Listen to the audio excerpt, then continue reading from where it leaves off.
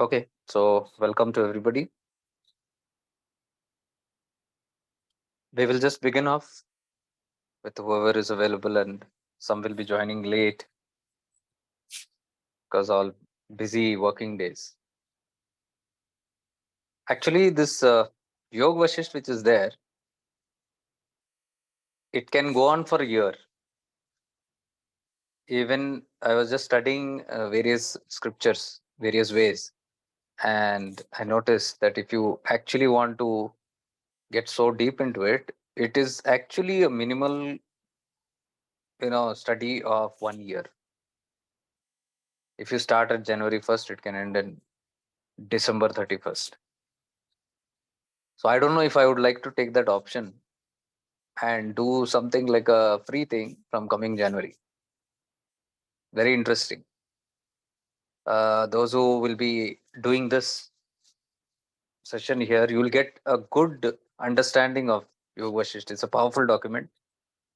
And then as you read it and reread it, keep on going over it, it goes very, very deep, very, very strengthening. So it can be made a part of life, those who love to. These are all options, many deep options. Just begin with this prayer today.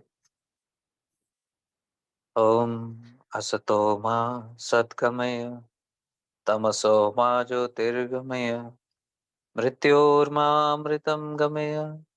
Om Shanti Shanti Shanti. Om Shri Guru Bhyo.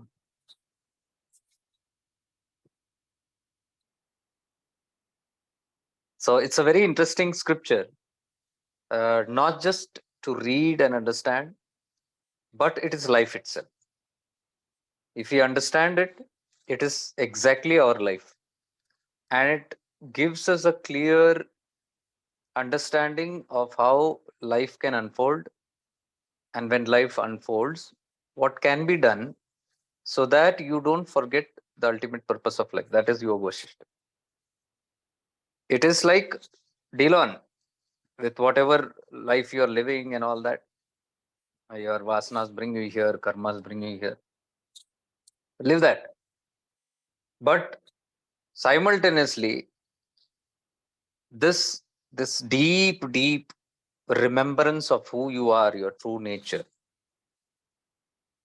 that is always enlightened. It's always in the memory. It's always in the forefront, the scripture. And as I said, we don't do time pass here. I'm not interested in any time pass. My life is this. It is only about the ultimate purpose of life. There is nothing else, no further aims. So if one makes and remembers this, easier for them. That is why you can see so many scriptures are coming in so many different ways to just remind us of this ultimate.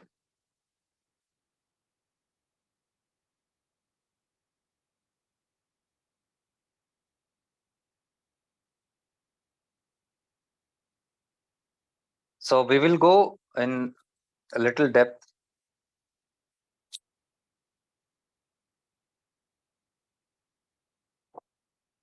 I have taken the Yoga Vashist Sara in from Brahmanashram.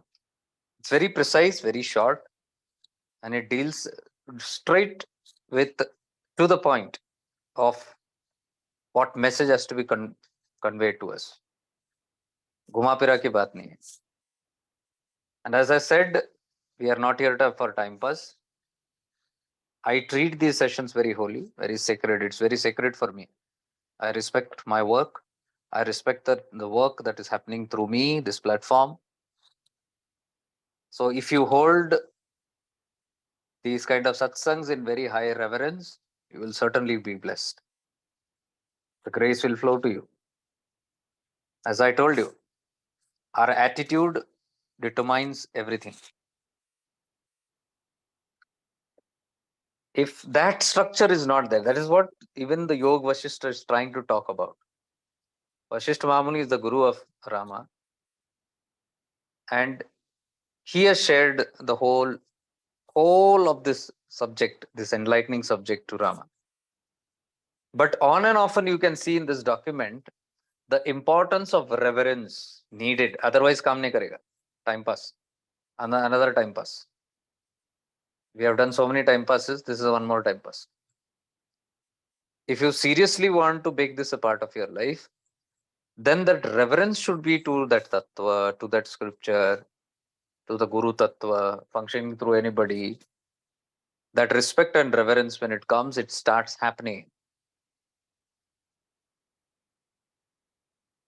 I remember one disciple going to another master and saying, I like listening to you because you are very straight and apt. But the other guy which is there, that person is not very apt.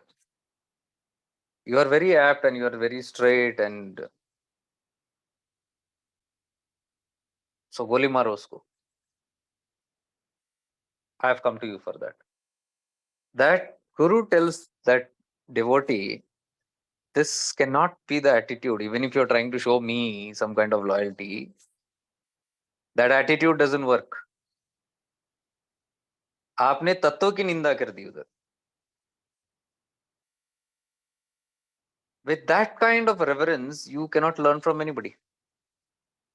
Because you sat there also and you were constantly judging that person. How could anything enter you? So Yoga Vashisht, you will see in multiple references these things coming. That is what is called as worthiness and readiness. Okay. So if you align, I'm just giving you the tips and guidelines, because we should, whenever we do anything, we do it 100% wholeheartedly, heart, mind, and soul. Otherwise, don't do it. My Guru told me always. My Guru always told me, if you do anything, do it 100% with heart, mind, and soul. Otherwise, don't do it. That's a sutra I'm telling. So even if we are studying here today, the Yoga Vashistha, it should be 100% in heart, mind, and soul. But that's upon you. I can only give you hints. इसको क्या मिला?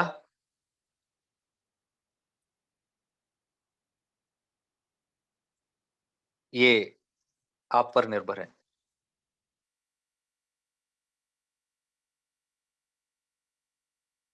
I have immensely benefited from the teachings of Rama. Rama has been always very close to me. I've been very close to that tattva all the time. I don't know for what reason, but that maybe it's a Rashi. I'm Punardam Rashi. He is also the same. And somebody had told me it's a very horrible Rashi. You have to go through a lot. And I see Ram's life so much filled with hurdles and obstacles, but still he remained unshaken. Yet only love blooming from him. See, that's an inspiration that you get from such a being. An unconditional love blooming, calmness radiating, divinity and purity overwhelming. So that tattva is very powerful. That Rama, that word itself is so powerful. This is actually part of the Yoga Vashisht Maharamayana. It's called as the Yoga Vashisht Maharamayana. It is part of the Maharamayana that Valmiki wrote. And this is the dialogue between Sri Rama and Vashishta. Completely based on the Ajatvada Tattva. Now, Abhinanda Pandit, I'm just giving a brief introduction on what is. Somebody called Abhinanda Pandita he's a Kashmir scholar. He actually, brought in the 6,000 verses or couplets, which is the original. It's known as the Lagu Yoga Vashisht. Original. This is 6,000.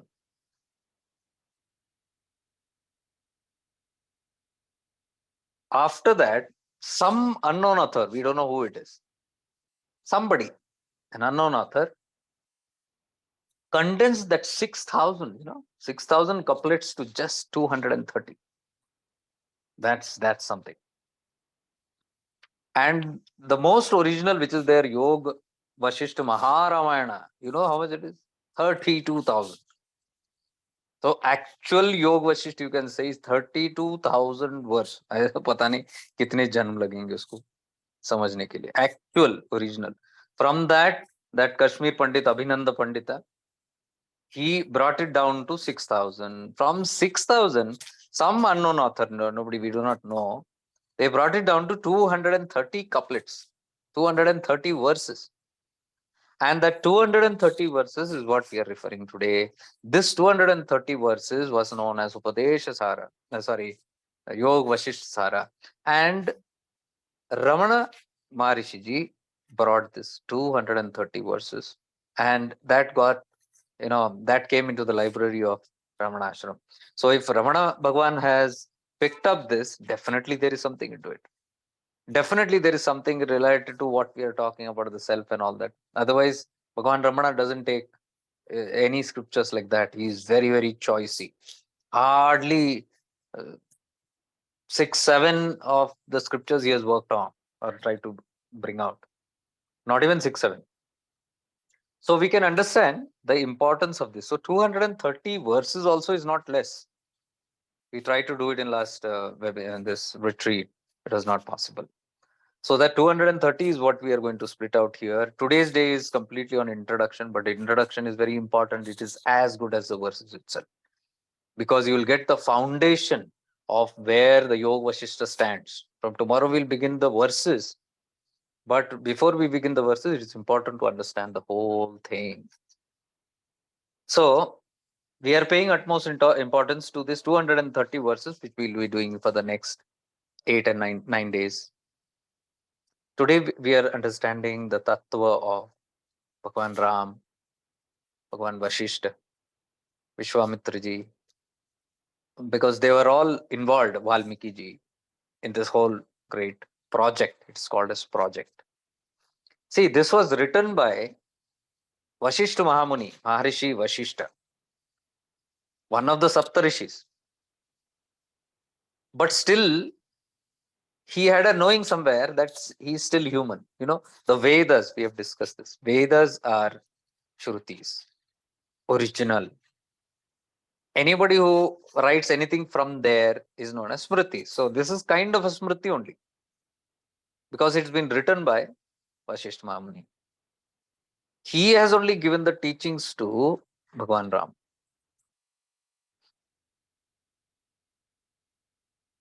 So obviously he has given it from the Vedas only. He has not picked it up from anywhere. But yet he has condensed it in his own way, the truth, eternal truths, and given it to Bhagwan Ram. That became known as Yoga Vashistha, Yoga Vashistha. So now, because he has written it, somewhere he has this feeling that this is written by human. So he has the boldness to say, who? Vashishta Mahamuni has the boldness to say that this document, this scripture, if it is very diligently studied and imbibed, can lead you to liberation. It is said that even if it is listened to aptly, Smaran is done, it can lead you to enlightenment. Please understand, this is all listening only. Somebody talks and somebody listens. Somebody talks, somebody listens. It's come that way only everywhere. Right from the start, when Vashishta talked to Rama,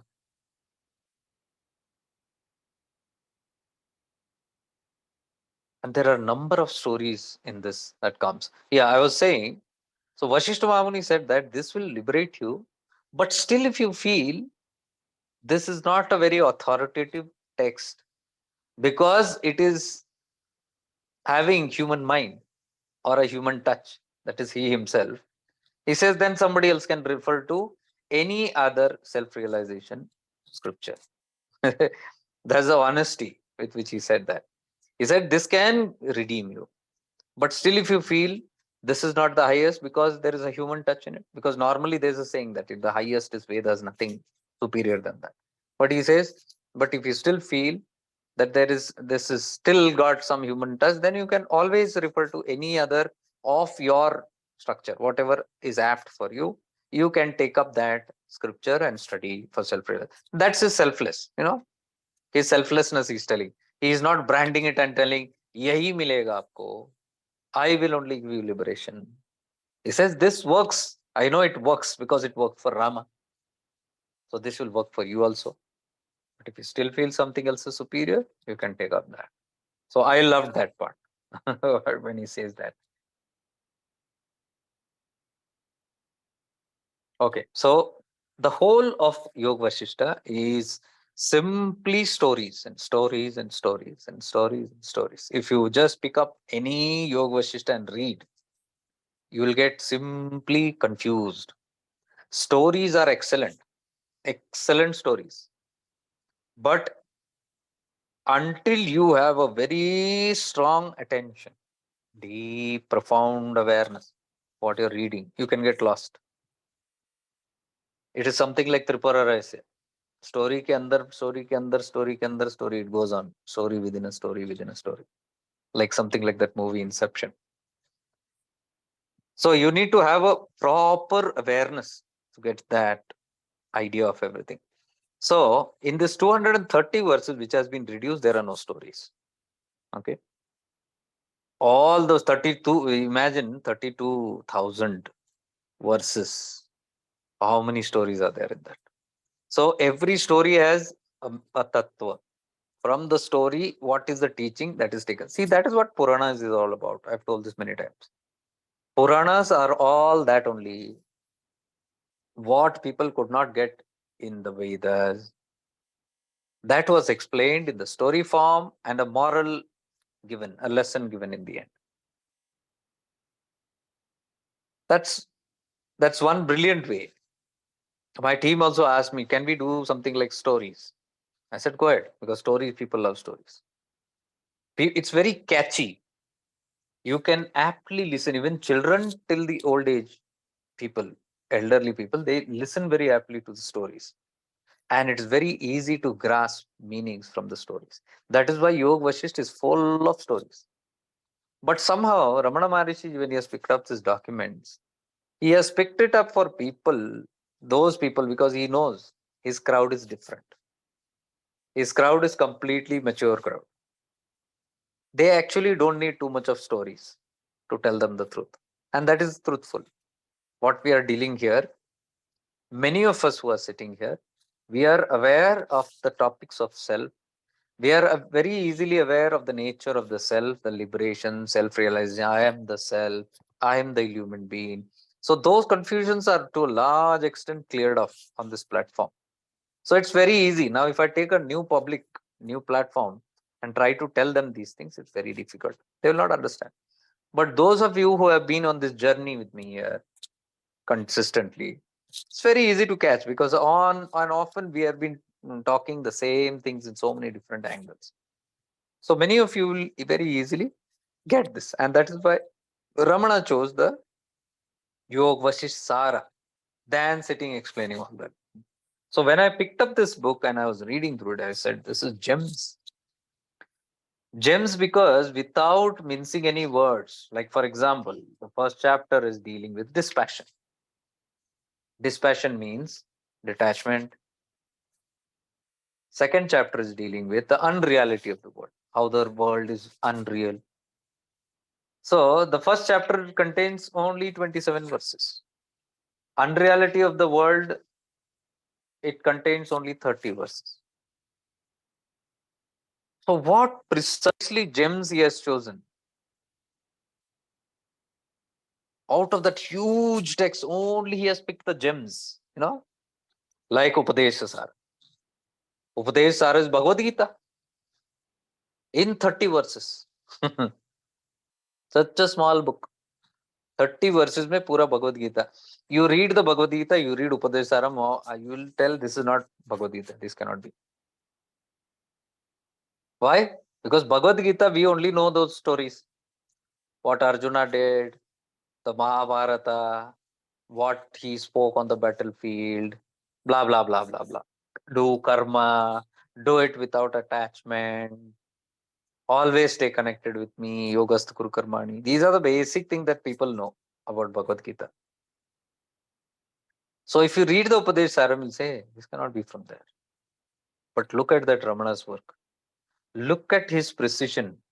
जो बोलते हैं ना, hawks, the eye of the hawk. Precisely he can catch, such Mahapurushas can catch the gems from that. And without wasting a lot of time in the clutter, they can bring out the Sar. That is Upadesh Sara. Same way, Yoga Vashisht Sara. Out of the whole thing, they just picked up. Whoever that, see, it's an unknown author. And I'm sure this unknown thing is deliberate. That's the greatness of whoever that person is. Because that's just after death of Christ. The AD. In a few centuries ago only this happened. Yoga Vashist Sara. So it's impossible that his name cannot be known or anything. He did not want to be known. Ramayana was written by Valmiki, his name is there. And somebody last century or a few centuries back wrote, how can his name not be there? So that unknown author, whoever it is, we bow down to. It's a great selfless work that has been done. And it has helped so many people. It has helped so many people coming to even Ramanashram. So it will help us also. Because the basics we have understood. Now we can just go to. But the start part, I will explain today how the Yoga Vashistha came into existence. And the few stories in that also. We'll take a couple of stories. What led to Yoga Vashistha? And once Yoga Vashistha starts, where it starts is where Vashishta Mahamuni started giving Upadesha to Rama, the disciple. When? At a very young age. Very, very young age. Age 15, 15. Rama was only 15 years old when Vashishta Mahamuni gave him this wisdom, this deep wisdom. So whatever was recorded there, that remained in the part of Valmiki Ramayana. Maharamayana, which is called. It is inside that, gone, stuck inside that. We don't know. Just like Avadut Gita, how it is extracted out from Srimad Bhagavatam. See, Avadut Gita is small, pull out from Srimad Bhagavatam. So these are immense documents, immensities. You can't fathom the depth of these scriptures. Every single character in these stories are not just randomly picked. They have some or the other significance in our life. Like every major characters that we see, Ram, Sita, Lakshman, Bharata, Ravana, Bandotri, Dhritarashtra, all these people, if you see, they have some major aspects in our life, meaning, symbolic meaning. Similarly, even the smallest people, character roles which are there in this, small. Somewhere somebody is going, Ram went through Vanvasa, 14 years of exile. So many people he met on the way. Maybe it is one small Shabari, for example. The Shabari has such great significance. It's not just a character that was put in just to fill up the story. He must have met somebody who just paved the way for him, made way for him.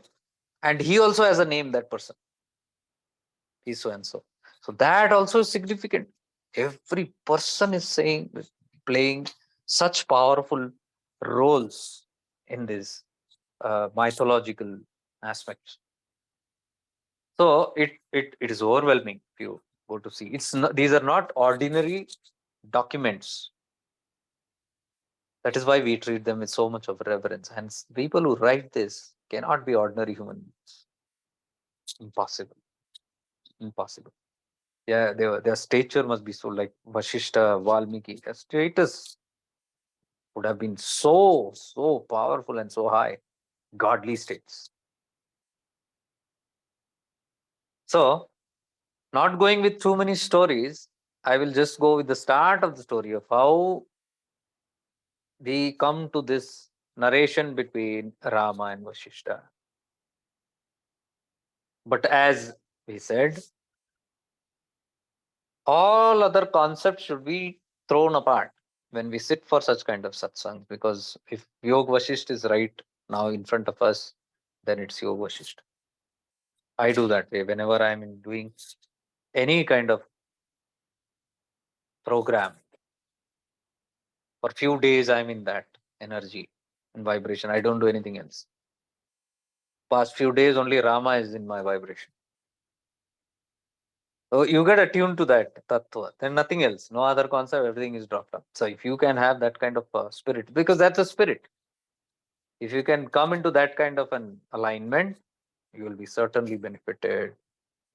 One person, one a great person of Ramakrishna mission, once went to a guru. That guru was a very high statured master, enlightened master.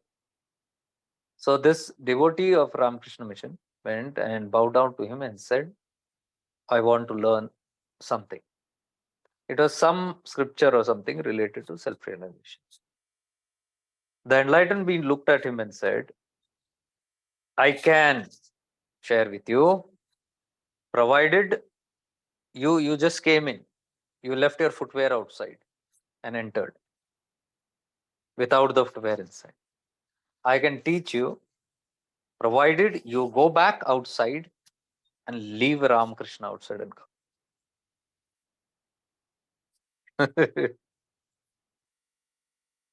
He was saintly person. He bowed down to him, went out and did what he said. Then he came in, then the Upadesha was given. These are examples of how these anything you hold in your mind is just a concept. Now that enlightened master has no personal vengeance against Ramakrishna. Do you think? They are not bothered about all this. They are only bothered about that person's mind, how empty it is, how full it is, and what all is there in that head. बहुत सारा कचड़ा लेके यहाँ बैठेंगे तो कुछ समझ में नहीं आएगा ही नहीं वो. It will overflow from here and there. Wherever we are aligned to, we must have nothing but that. So see, these are examples what I'm giving again and again. If you want Yog Vashist Sara to happen to you, you should be in that vibes. Tips again I'm giving. It is not compulsory. Those who want to catch it and get benefited. You rever only in that. So, but that doesn't mean that you have a blind belief. Okay? It just doesn't mean that you leave your reasoning outside and no, you sit here with full reasoning. You keep your awareness. You स्मरण करो. स्मरण यानी कि you are not just listening. अंधभक्त तो सुनते हैं, हाँ आपने बोला तो सही होगा, हाँ उसमें लिखा है तो सही होगा. You reason everything properly, then reasoning is very very important. Something regarding reasoning, I just seen 1 second.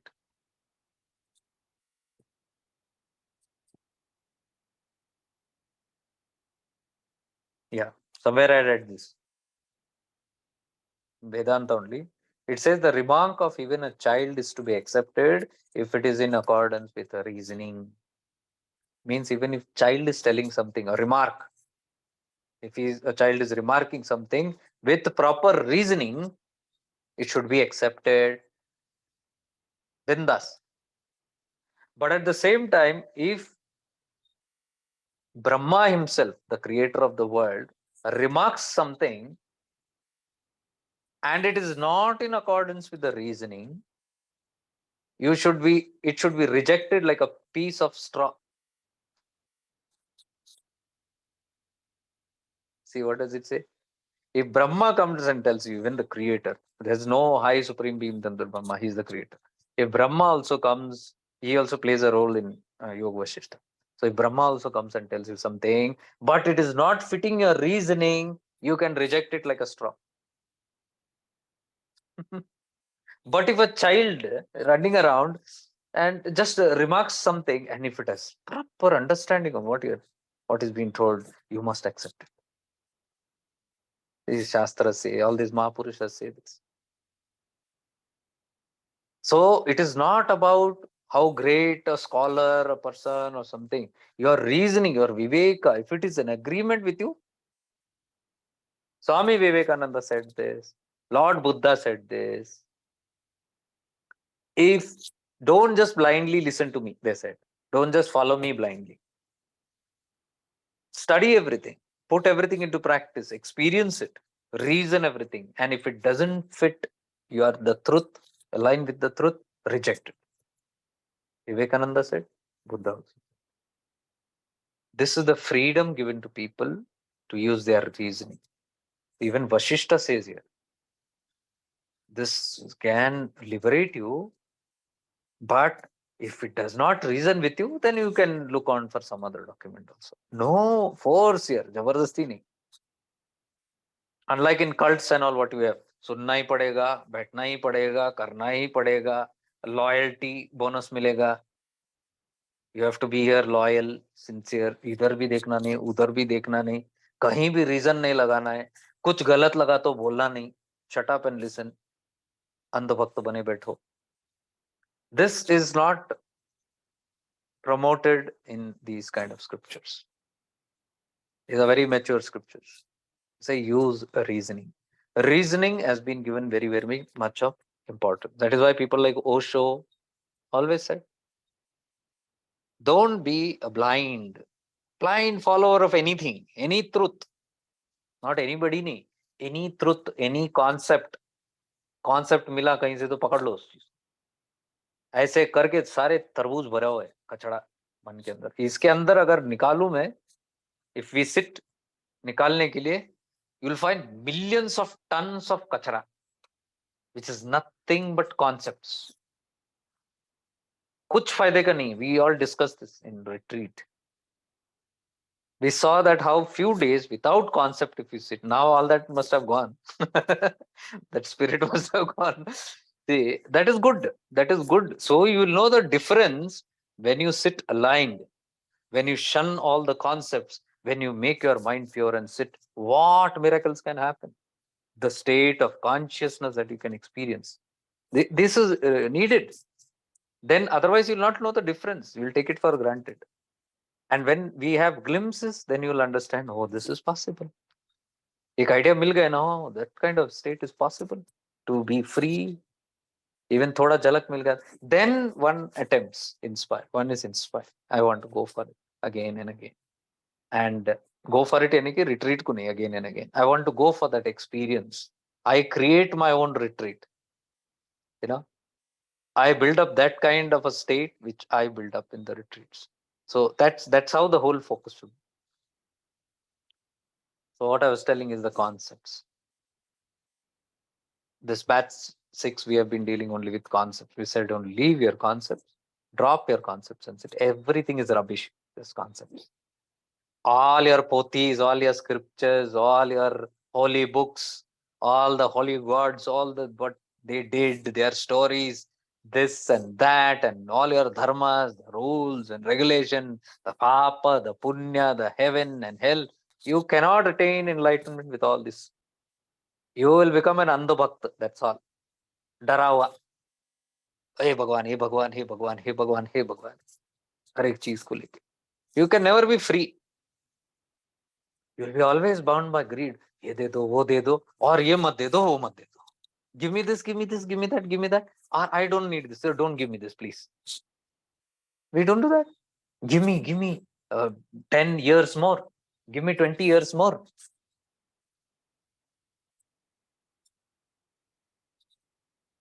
Give me one lifetime more. Give me 10 more partners. Give me wealth, abundant. Give me everything. But don't give me illness.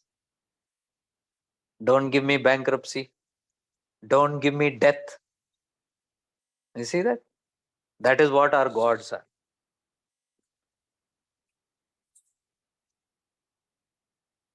Our gods are all these kind of concepts. And what is God? The Param Tattva. You study these scriptures, will come to know.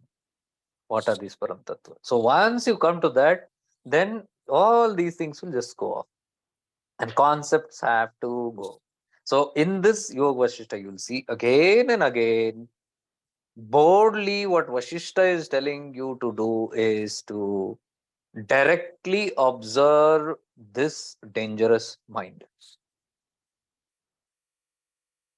Again, the whole thing is a focus on this mind, how it can put you in trouble, bondage, and how it can free you also. So the whole study is done on the mind. And that is what he had taught deeply to Rama.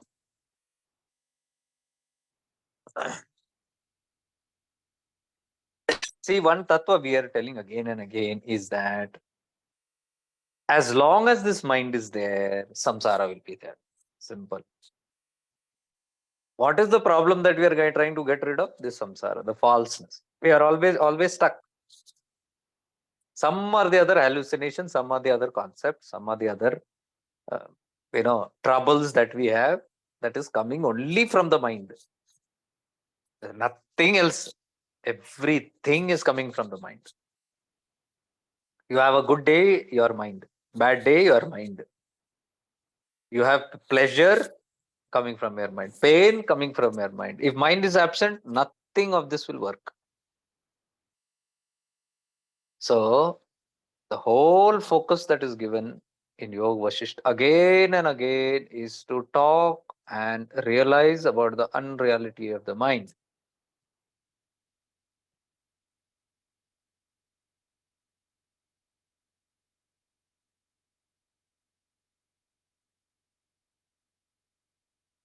Without that, Rama says, Vashishta says, there is no enlightenment. You cannot attain enlightenment without this simple understanding that you are bound because of your mind. This conviction should deeply come throughout, and that's the intent of this whole section. That this conviction starts arising about the falseness of the world. See, if you don't see this world as false, how can you be mukt? What are we talking about? Mukt, freedom. I need freedom from my problem. Are problem? You have taken it so seriously and you believe it to be real. When the world is real, problems will 100% be real. When the world is not real, problems are not real. Simple as that. So the whole root lies there in realizing that the projection of the mind about the world that is being real, this is the problem. Ye Rambana, if you address to this problem, all the millions of problems that arise from that one problem will just eradicate. But what we do is we run around to take care of all the million problems, one problem at a time or 10 problem at a time. Iska parihar dundo, uska parihar dundo. And even if you get solution, they are not permanent. You will be back to square one again and again. This whole stupidity the human fails to see. A great stupidity which the human fails to see is this, that all the solutions we are trying to take is we are hunting it in the wrong place. And whenever we are hunting it, we see that it's not permanent. It comes back to the same position. One example, retreat. How real and nice, paradise. You come back to your world after some time, slowly you'll start becoming your world. That clearly shows you are what your environment is. If your environment is blissful, peaceful, divine, pure, out of this samsara, all the time contemplating on the divine and the real, there you get to see the real aspect of you, not the false. You start becoming that slowly. You come back into the world, you start getting influenced by the surroundings, you start becoming the world, samsara. Simple. See, these are all experimentative states. You must take it, you must invest your life as an investigation. The whole life should be, you should be like a scientist working on this life. So there is no hurry. There is nothing that, oh, I'm behind, itna mera kuch nahi ho raha hai. Nothing like that. You must just investigate. You must invest your whole life. You can say you must uh, surrender this whole life. The attitude should be such that let me investigate through everything, all aspects of my life. Let me experience this, let me experience that, and taste and, take my time and go through everything and learn and slowly one by one come out of it. And then make proper conclusions. Rather than just throwing myself and then hitting the floor and saying, I'm not getting anywhere, I'm doing this, I'm doing that. Then I go and take 10 dikshas from 10 gurus, thinking that dikshas are going to take us somewhere. I was telling this. The person who cannot get a starter with one diksha cannot get it with 100 dikshas also. आजकल का fashion है दीक्षा पे दीक्षा दीक्षा पे दीक्षा. What is diksha? Diksha is one time activation of your Mooladhara. So if you are needing 20 dikshas, it simply means starter नहीं लग रहा, यात्रा आगे नहीं बढ़ रही है, कुछ तो गड़बड़ है. स्टार्टर पे स्टार्टर लगाए जा रहे हैं. You must not fall for all these things. You are activated one through Guru Kripa, whoever Guru has entered and touched your life. Be eternally grateful to that master. He has activated you. उतना सुदबुद्ध दिया है. Now it is your work to start going ahead. Now it's not like, आप चाबुक लेके आओ मेरे पीछे और 10 पीछे कोड़े मारो. कोड़े means दीक्षास. 10 बार चाबुक मारो तो मैं ouch I'll do and then I'll start working. मैं बोलता हूँ एक से नहीं हुआ तो 10 से भी नहीं होगा. लिख लो. Simple fundas. These are all concepts, all the stupid beliefs that we have taken from here and there. That itna kiya, ye kiya, wo kiya. If I go and do this, if I go and do 10th level, I'll get there. Show me one person who has done 10th level, 5th level, 20th level and reached. What is their level? Go and investigate and see. Still, we cannot understand this stupidity. These are all belief systems. Huh? We believe, we don't know, we have not investigated. इसलिए Osho said, मानो मत जानो, मानते मत बैठो हर एक चीज को. किसी ने बोला मानो, अरे जानो. जानो means scientist. You go and investigate life. Take life in your hands, investigate. Go through everything, go through ups and downs, take risks. What is there in that? When you're scared so much and you're cocooned and you're starting there and with me to death, then my evolution will happen. It will not happen. You're bound by fear and concepts. So these kind of scriptures gives us opportunities to investigate, to have the horizon, to have this, vast intelligence, cosmic intelligence, where divinity is offering all these documents to us. Catch what you want. Select what appeals to you and live that. There's no force. यही करना है, वही करना है. देखो, Vashisht Mamuni is saying, अच्छा लगे, use it. Otherwise, see whatever document, scripture appeals to you. Because see, I have put my hand in it, he says. If you want the original, you do that. So that's the option. See, in Vijnana Bhairava Tantra, Lord Shiva taught 112 sutras, secrets to Ma Parvati. 112 methods of sadhana. In that, the first method itself became a hit. It became a religion. Vipassana, Buddhism. Anapanasati is Vijnana Bhairav Tantra's first sutra. Just that breath work, and Buddha caught it and did it. All of Buddhism is based on that. See, one sutra can create a religion. And what does Shiva say in that? Freedom. 112 methods given, you choose what is appealing to you. कोई जरूरी नहीं ये. And if you see 112 sutras, they are all even conflicting. Can you believe that? They're even conflicting. They don't even complement each other. Not all of them. Some are. Some don't. Few are like oppositions. You'll say how this has come from one God. Obviously, every diversity in this creation has come from that one only. Every opposite also has come from that one only. We fools sit here and say, हमारा path बड़ा, हमारा guru बड़ा, हमारा धर्म बड़ा, हमारा scripture बड़ा, हम बड़े, हमारे कौम बड़ा. This मैं, our. It doesn't go by that. He has given all the freedom.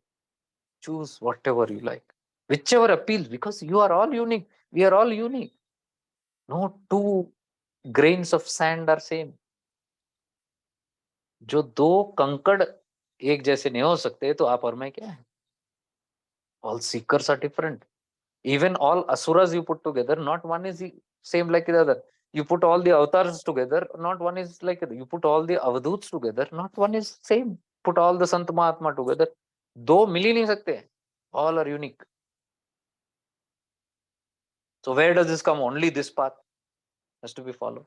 I don't believe in this. And they say only one way. Only one है तो फिर only one guru होना था जिंदगी में. Only one Mahapurusha, one Avduta. Why there are so many gurus? So the world is a platform where everything can be investigated. One all has the right to just go and investigate, because all is coming from this. If you feel I should go and try Islam, go and try. Nobody should be able to condemn anything on that. Ramakrishna did it. Ramakrishna Paramahamsa tested himself 30 days Muslim. He didn't do anything else. Namaz, fasting, Quran padna, Pak, 5 waqt ka namaz. Why? He wanted to investigate. Why he wanted to investigate? All coming from there only. He wanted to see that. And he said, there is no difference, he says. The ultimate experience of divinity that I got by following Jesus Christ, by following Ma Kali, and by following Islam is the same, Ramakrishna says. So, that is what these scriptures also are. That is why Vashisht also says, you can check this out also. But according to me, this is very beautiful. It can be a very beautiful structure because it gives us again another essential tool to help us get rid of the impurities of the mind and to clear the mind better and better. Okay.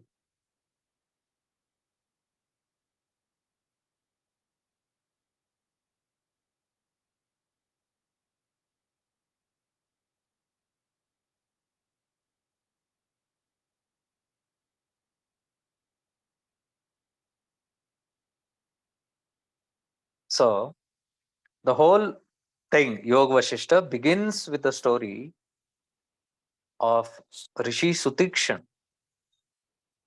Sutikshana Rishi is the disciple of Agastya Mahamuni, Maharishi Agastya, or Agastyar as called in Tamil Nadu. Agastyarappa. So Sutikshana Rishi. Sutikshana means somebody who has a very sharp viveka, investigating viveka. Sutikshana. Everything in precision he will observe. Everything in detail, minutest detail. That is called Sutikshana. So Sutikshana Rishi, he was a Rishi again.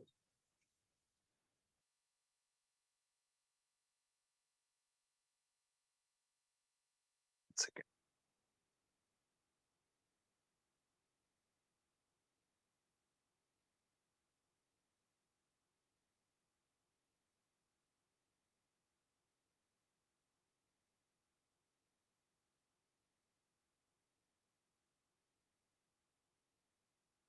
So Sutikshana Rishi once approached his guru Agastya Mahamuni, bowed to him, and he said, "Oh Master Gurudev, I want some knowledge on the liberation."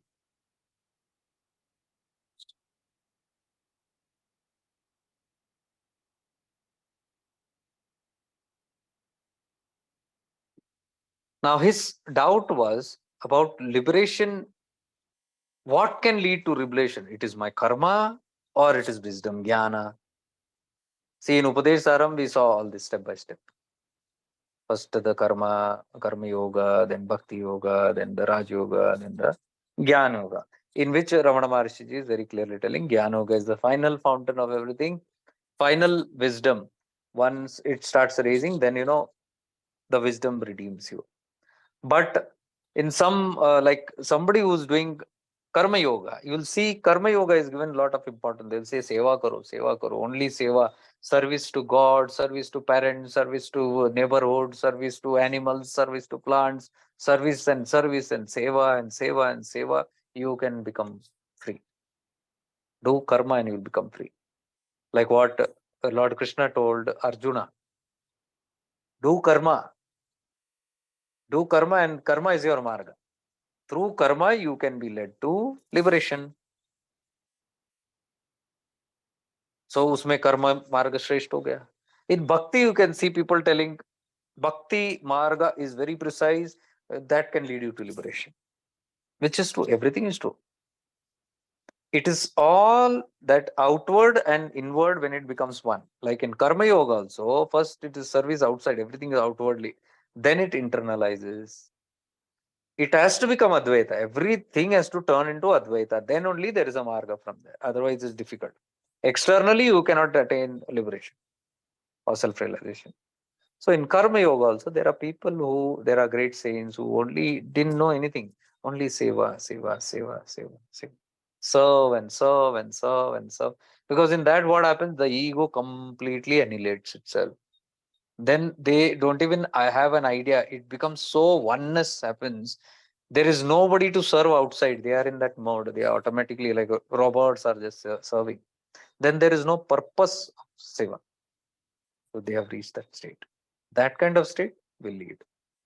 But that's again, it has to go inward. In Bhakti Marg also same. Outward worship, idols outside. My Krishna, Krishna, Krishna, Shiva, Shiva, Shiva. You cannot get all these by shouting outside. It has to internalize inside. Like Mirabai had this devotion, her devotion. From outside, it should turn to within. When the Lord turns within, that marga, when the devotee and the Lord becomes one, when the Guru and disciple becomes one, that is Parabhakti. Aparabhakti se, Bhed Bhakti se Abhed Bhakti. That gives completion. From there, yes.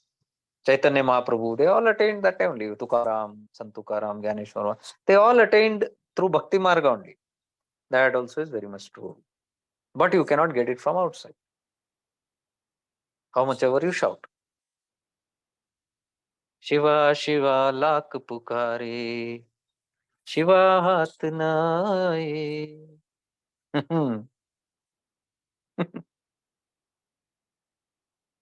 मौला मौला लाख पुकारे मौला हाथ नाए मौला मौला लाख पुकारे मौला हाथ नाए कृष्णा कृष्णा लाख पुकारे कृष्णा हाथ नाए जीसस जीसस लाख पुकारे जीसस हाथ नाए शब्दों से हम खेल रहे हैं शब्दों से हम बहल रहे हैं माना हाथ ना आए माना मीन्स मीनिंग अर्थ ही हाथ ना आया शब्दों से खेल रहे हैं बस बारी रट रट के दैट इज अभेद भक्ति you have outside so that is good. It is definitely good but it will not lead you to self realization or liberation. उसके लिए अंदर you have to become one with it. जहाँ भला हुआ मरी माला टूटी those kind of stages you don't need anything from outside. वो भीतर वो है ना प्रेम की माला जपते जपते हो गई मैं शाम. So that state when one reaches, yes, so there also there is an internal Raj Yoga also is that way. ये साधना वो साधना ये मेडिटेशन वो मेडिटेशन टेक्निक पकड़ो यंत्र सामने रखो उसके साथ भिड़ते रहो कुश्ती करते रहो सारे यंत्र तंत्रों के साथ all outside. Starters के लिए अच्छा है because you need something. एक आधार मिला. You catch an object and you do. But it has to internalize. It has to become Advaita. Otherwise, it cannot. So, object can lead you to that. Internalize. You instead of worshiping the Shivalinga in the start, it begins from outside. Then you become the Shivalinga. Shivalinga and you are one. That is Shivamanuspa. That state you attain the Lord. So that also. Same way Gyan also. Gyan Marg also. It begins with the outwardly wisdom. It begins with study of Shastras. All these things what we are doing outwardly outward. But that has to internalize. The moment it internalize, अंदर से शास्त्र निकलना शुरू हो जाता है. अंदर से सत्य निकलना शुरू हो जाता है. So everything has an outward and inward. So now Sutikshana Maharishi, Sutikshana Rishiji is asking his guru, Agastya Mamuni, please give me the understanding of whether karma marg will give me moksha or will whether jnana marg give me moksha. Tell me one, because I'm confused. Some say this also is there, some say that also is there. So Agastya Mamuni says, you sit, I'll tell you something. And he says, I'll tell you a story. See, we begin with a story. Story ke andar story shuru ho gaya. Agastya Mamuni tells, I'll tell you a story. Listen to that and you'll understand. So Agastya Mamuni tells his Shishya Sutikshana the story that there is this guru called Agnivesha. His son is there, Karunya. Karunya is the son of Agnivesha. Now Karunya has been reading a lot of scriptures. Multiple scriptures he has been reading. All Vedanta completely he has read. But after reading everything, now he has become silent. As though he has given up everything and sitting. And Agnivesha is trying to ask him what happened. So Karunya, the son, asked the father, Agnivesha, who is also the guru, that now I have become apathetic to these after reading scriptures. Because I am caught up now between Karma Marga and Jnana Marga. Karma Marga, as far as I read so many scriptures, it says this is the Marga. It will give you liberation. Do karma. But also, I read that in the scriptures that Jnana Marga says Jnana is everything. So their karma is not needed. Jnana is only. Give up karma, he says. Until see, first karma yoga says like what Lord Krishna is telling Arjuna, karma kar. Karma ki chinta, phal ki chinta mat kar. Don't worry about the fruits, but you do your karma. Know that I am there and all those things. That will lead you to the final goal. And in other part which says, until you give up all your doership and until you give up all your actions, there is no moksha. There is no enlightenment. So he says, I'm confused now. Which of this works? Whom is Karunya is telling the Guru, asking the Guru Agnivesha.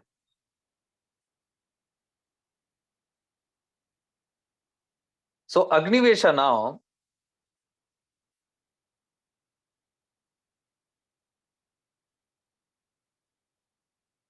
Agnivesha, I'm going little slowly so that you don't get confused. Agastya Muni, Sutikshana asked disciple, what to do about this karma or this? So Agastya Muni gave this example, story he is telling. That Karunya also like this only. His father, Guru, he asked this question because he read lot of scriptures, everything, and now he's confused. Now he has no affinity towards scriptures. He has left everything, given up. So now he is asking his father, Agnivesha. Now Agnivesha tells, I will tell you a story. Then you find out. You look at the story and then you come to a conclusion. What is right or wrong? Because here it is emphasized that both are needed. There cannot be just one, just jnana marga or just the karma. Look at our lives. Whenever you are reading this or understanding this, just keep reflecting in our lives also. There is jnana and there is karma. It has to be there. It cannot be. So that is what he said. That like the bird has two wings. One wing is the Gyan Marga, one wing is the Karma Yoga. Both are needed to be flapping, and for the bird to fly and go in balance, both are needed. So it's not very difficult to understand these things. Okay. We can see our life also. It cannot be just based on wisdom. It cannot be just based on karma. See, when karma and wisdom comes together, there is something called even Bhagavad Gita. In Bhagavad Gita, what is happening? Karma is there, but Arjuna is only doing karma, karma, karma, karma, karma. But now he adds jnana to it. Krishna adds jnana to it and says, do karma, but do it with detachment. So until that wisdom comes in, that karma is pika. Karma is very gross. So when you merge these both, wisdom and karma, it works. So that is what Agastya tried to tell Sutikshan. But then he said, I'll tell you a story of Agnivesha and Karunya. Karunya also had this problem. He read a lot of scriptures. He was confused. He asked his guru, Agnivesha, what to do, karma better or this better, knowledge better. Now Agnivesha tells, I'll tell you a story, another story in the story. From that story, you only decide what is Agni, this is better, karma is better, or the jnana is better. And then Agnivesha starts telling Karunya, the son, the story. The story is about a celestial nymph. Celestial nymph, what do you call that in Hindi? I don't know. Anybody has any idea? ये कौन है? Apsara. Yes, Apsaras. These are all entities of higher locus. Celestial beings there, not mukta. A lot of punyas are there, so they get elevated to that. But they still have karma, so they have not attained moksha or anything. They are suspended, but they are enjoying the fruits. So they are celestial beings. So there was this celestial being known as Suruchi, Apsara. She is now sitting on an Himalayan peak and meditating and doing whatever she is doing. Now, when she's sitting there on that peak, Himalayan peak, a messenger of Indra is passing from there. Lord Indra, Doot of Indra is passing from there, from their side. So she looks at him and she stops and questions, who are you? Where are you going? So this Doota, Indra's Doot, tells a royal sage named Arishtanemi, a great royal sage. Royal sage means one who is serving the royal kingdom.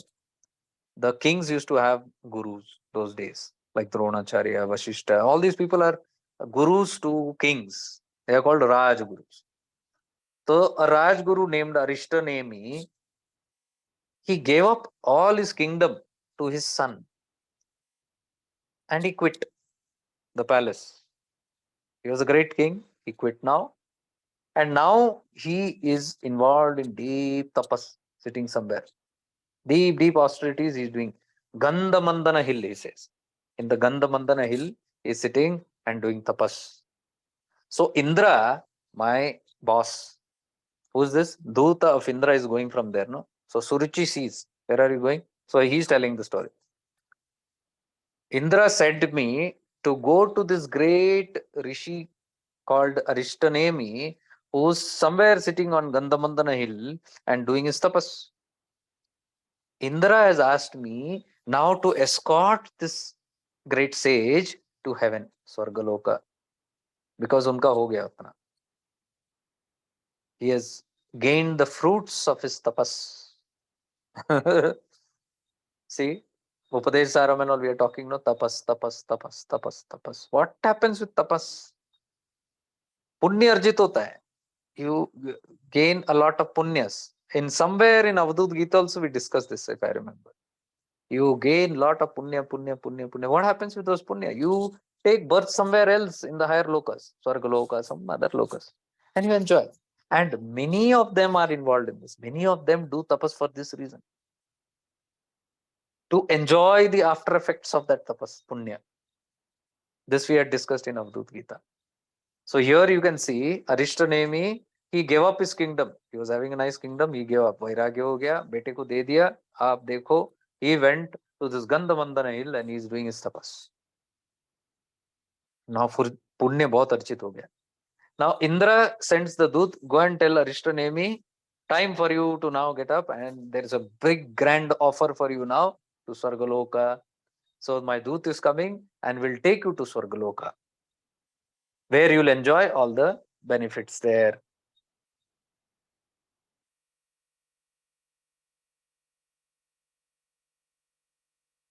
But Arishtanemi, when he was given this offer, he asked, what is the pros and cons? Why do I go there? And what do you get if I go there? What do I get in Swargaloka? What are the merits and demerits? I want to know. So the Duta of Indra explains everything of the benefits of that place. How many thousands of years you're going to have only pleasures and pleasures, no pain, no death, no disease, nothing, only enjoyment. And he says, okay, good. What next? Next what? You'll have long life, long. Next. After that, next karte karte, he says, then what? When it all exhausts, your karma exhausts, then you'll have to come back here. He says, what? That's all? He says, yes. Then he said, offer not accepted. I don't want to go there. So this Dut returns back to Indra and says, offer declined, boss. He is not going there because he told them. Then Indra tells him, no, you must go and tell him, before taking such a decision, consult a very wise rishi before jumping to some conclusion like this. Who's the wise rishi? He says, consult Rishi Valmiki ji. Ask Arishtanemi to consult Valmiki ji, Rishi Valmiki, and then decide whether to go to Swargaloka or not. And that is how this sage Arishtanemi got introduced to Valmiki ji. He was introduced to Rishi Valmiki ji. So there he asked this question to Valmiki ji. Prabhu, tell me, how do I get rid of this birth and death cycle? I want liberation. See, that is why I left my kingdom, everything. I'm doing tapas there. Now this offer has come. Go to this. I thought I'll get liberation, but they say no. Punya khatam hone ke baad I'll have to come back and all. I want liberation. You tell me, what can I do? I'm not interested in any other things. Rishi Valmiki ji, he asked. That is the time Rishi Valmiki ji gives the Yoga Vashist to Arishtanemi. He says, listen carefully. I will narrate to you the dialogue between Lord Rama and Lord Vashistha, what happened between them, and what Vashistha taught Rama, due to which Ram Bhagwan attained liberation as a Jeevanamukta even while living. In his living only. See, he got the right advice. He could have taken his decision and gone to Swarga, Arishtanemi, but he must be someone. Because he left, बोला ना आसमान से गिरा खजूर में अटका. आसमान से गिरा means he left his kingdom, वैराग्य बोल के इधर आया खजूर में अटका यानी स्वर्ग में अटका. But that didn't happen. That didn't happen. His viveka was very strong. His goal was very sharp. So he had the guts to deny the offer by Indra, none other than Indra. You can reflect all these things in our own life, okay? These are not just stories. You have to contemplate these things again and again in our life. What would we do if we get offers like this? How would we take this kind of offer? Would you have the authenticity to put down? You must have the courage. And only it is. And the life is full of these kind of trials and tribulations. Lot will come. Every moment you will be tested. When you are at the peak hour of doing something good or about to evolve to the next step, something will come. लिख लो. Something will come and test you. If you are not ready, phike ho, गए वापस. And that you will not know until you have viveka. You cannot recognize that. Those offers will come. Many such kind of offers will come. Indra means temptation only. Offer is given. You do this, this will benefit you.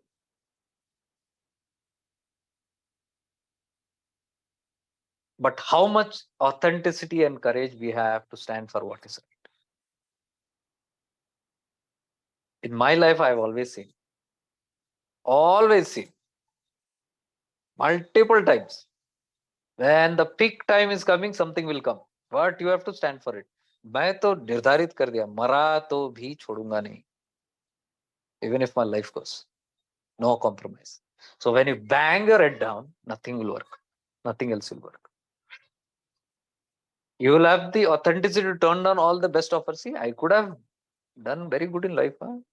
I had offers also. Very nice offers.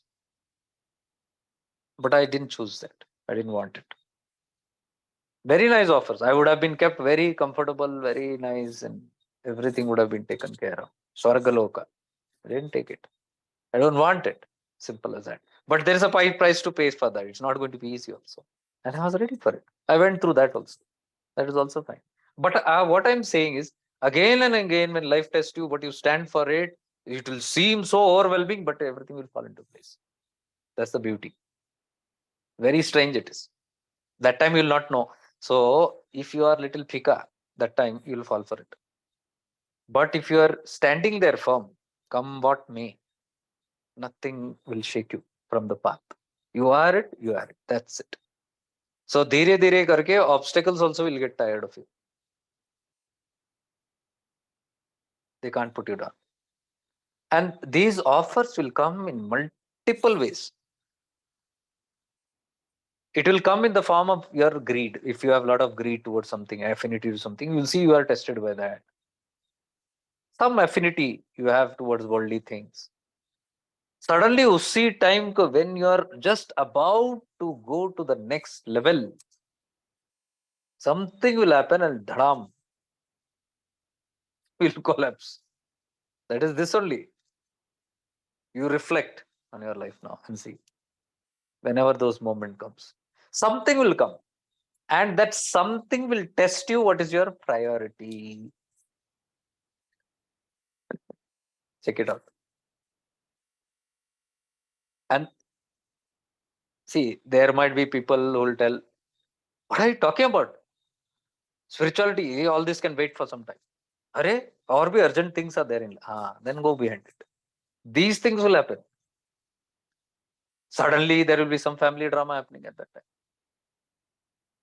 Now, your importance is what? That drama or this goal? If you go behind the drama, you will come back. Drama might get sorted sooner or later. But then this offer will go higher rise. You will miss that opportunity. You will have to wait for the next opportunity now. The chance will go. That is how life tests us. It will come in very sukshma formats. You have to be very careful of that. Careful in the sense, if you are very strong in conviction of your final goal, then you don't have to remember all these things. Because that conviction will take you. You don't have to worry about anything else. You are that, you are that. Khatam. You're serious. There is no other agenda. ये जिसके पास 10 agenda है life में उनको problem है. कभी ये कभी वो. Part time spirituality. So when we are doing satsang, when we are doing retreat, we are in the highest peak. हमारा इतना ऐसे अध्यात्म कभी नहीं वैसे. But the moment you turn back, phone आ गया, खत्म. ऑफिस का फोन आ गया, खत्म. Everything is gone for a toss. ये क्यों? Why it is going for a toss? Because it shows your priority. अभी तक priority fix नहीं है. If priority is something, then those things also will be handled, but they will be always taking a second bed.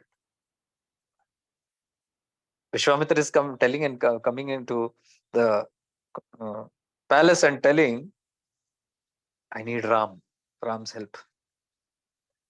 Please send him. Some demons are there troubling me. Only Ram can handle it. And Dhritarashtra says, what are you saying? He's only 15 years old. 15, 16 years old. उसको तलवार भी पकड़ने नहीं आता अभी ठीक से. And you are telling fighting demons and all that. I won't send it. Vishwamitra gets angry. What is this? Where is your dharma and where is your attachment? What is this attachment? My son, my son, my son. Then he starts giving excuses. Oh, don't you see the whole world? Don't you see how people are dying for their children and all those things? How everything is a priority? The whole world is running on so many priorities. And is it a fault? Then, see, justifying. Yeah, sorry. Dhritarashtra I was saying, right? Dasharath. Sorry. Somebody corrected me. Chat. Dhritarashtra, he was already blind. So Dasharath is having this strong attachment towards his son. How do you think Dasharath died? Oh, correction, huh? All the Dhritarashtra that I was saying Dasharath. How do you think Dasharath died? The cause of Dasharath's death. King Dasharath, father of Rama. He died wailing for his son. Mera putra, mera putra, mera putra, mera putra. Where? Putra Shoka. Ah, nice word. Putra Shoka. Rajeshwari. वनवास में राम चले गए थे, वहां पे उन्होंने जान छोड़ दी. मेरा पुत्र, मेरा पुत्र, मेरा पुत्र. योग of Ram. So, what are these scriptures telling us? Reflect into our own lives. This is not the story of somebody outside. It's all trying to tell us our own thing. Priorities. What are your priorities? At the same time, look at Ram. Did he say Pitaji, Pitaji, Pitaji, Pitaji, Pitaji? He was a Jeevanamukta. So, two aspects you can see in relationships only. What can happen? See, we have to sit and do all these things. हम लोग time pass नहीं कर रहे थे.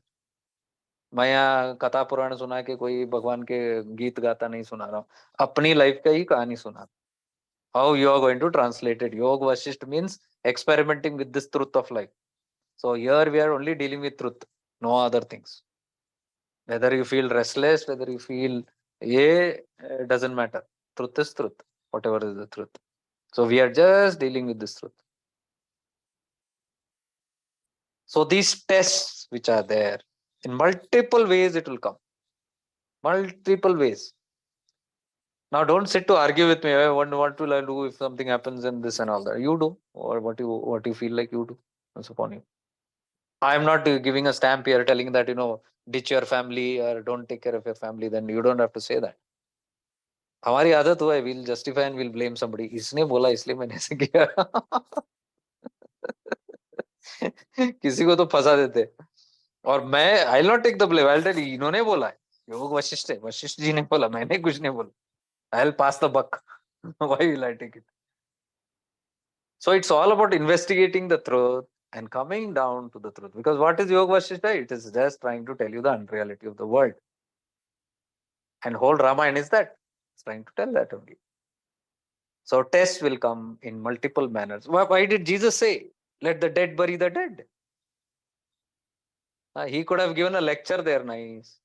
जाओ सेवा करो, अंतिम संस्कार करो, पूरे श्रद्धा से करो, ये लो मेरे तरफ से भी 4 रिचुअल्स ले लो, या मैं भी आता हूँ, गिव मी इनविटेशन कार्ड, मैं भी आके बैठता हूँ, शोक मनाते हुए उधर. Jesus could have said and gone and attended, no? We go to attend, no? People's things and all that. इनका ये एनिवर्सरी वो एनिवर्सरी जाके ये करते हैं. So Jesus would have gone. माति प्रिय शिष्यस. I see so many Swamijis also going with their shishyas. They go to celebrate their birthdays at their homes. They are invited and the shishyas, the master goes and they celebrate. Happy birthday, cut cakes and all that. And then the guru, the Swamiji also celebrates in the ashram. The shishyas come there. Happy birthday to you. Gubbare podte, patake podte. God knows what is happening. And here we have somebody like Jesus. Let the dead बरी the dead बोल रहे हो, birthday छोड़ो, death anniversary में बोल रहे, birthday तो समझ में आता, अरे बर्थडे छोड़ो, बुढ़ा थोड़ा ओल्ड हो गया, उनको सेलिब्रेट करने दो, तू चल मेरे साथ, he could have said that. Birthday भी नहीं, death day, somebody has died. You can see the seriousness. That is what these documents are talking about, priorities. So if somebody's priority is straight on that, then that person doesn't need to think about multiple things. उसको record रखना नहीं पड़ेगा, ये आया तो क्या करूं, वो आया तो क्या करूं, ऐसे आया तो कैसे करूं, ऐसे आया तो कैसे करूं, फिर जस्टिफाई करूं लाइफ में ये आ गया. You won't understand यार, for you it's easy to tell, for me I understand what the things. I had a call, I had this, I had that. So many things are important to me. So many issues are pending in my life. My girlfriend is sad, I have to go and make her happy. My son is having exams, I have to go and do that. My daughter has some sports, I've got to drop her music class. People send me also messages, all these things they'll send, even as mundane as, भैया आज we cannot attend the session, I cannot attend the session because आज मुझे बाल बनाने जाना है बेटी का पार्लर में, प्लीज सेंड द रिकॉर्डिंग. अरे धत तेरी,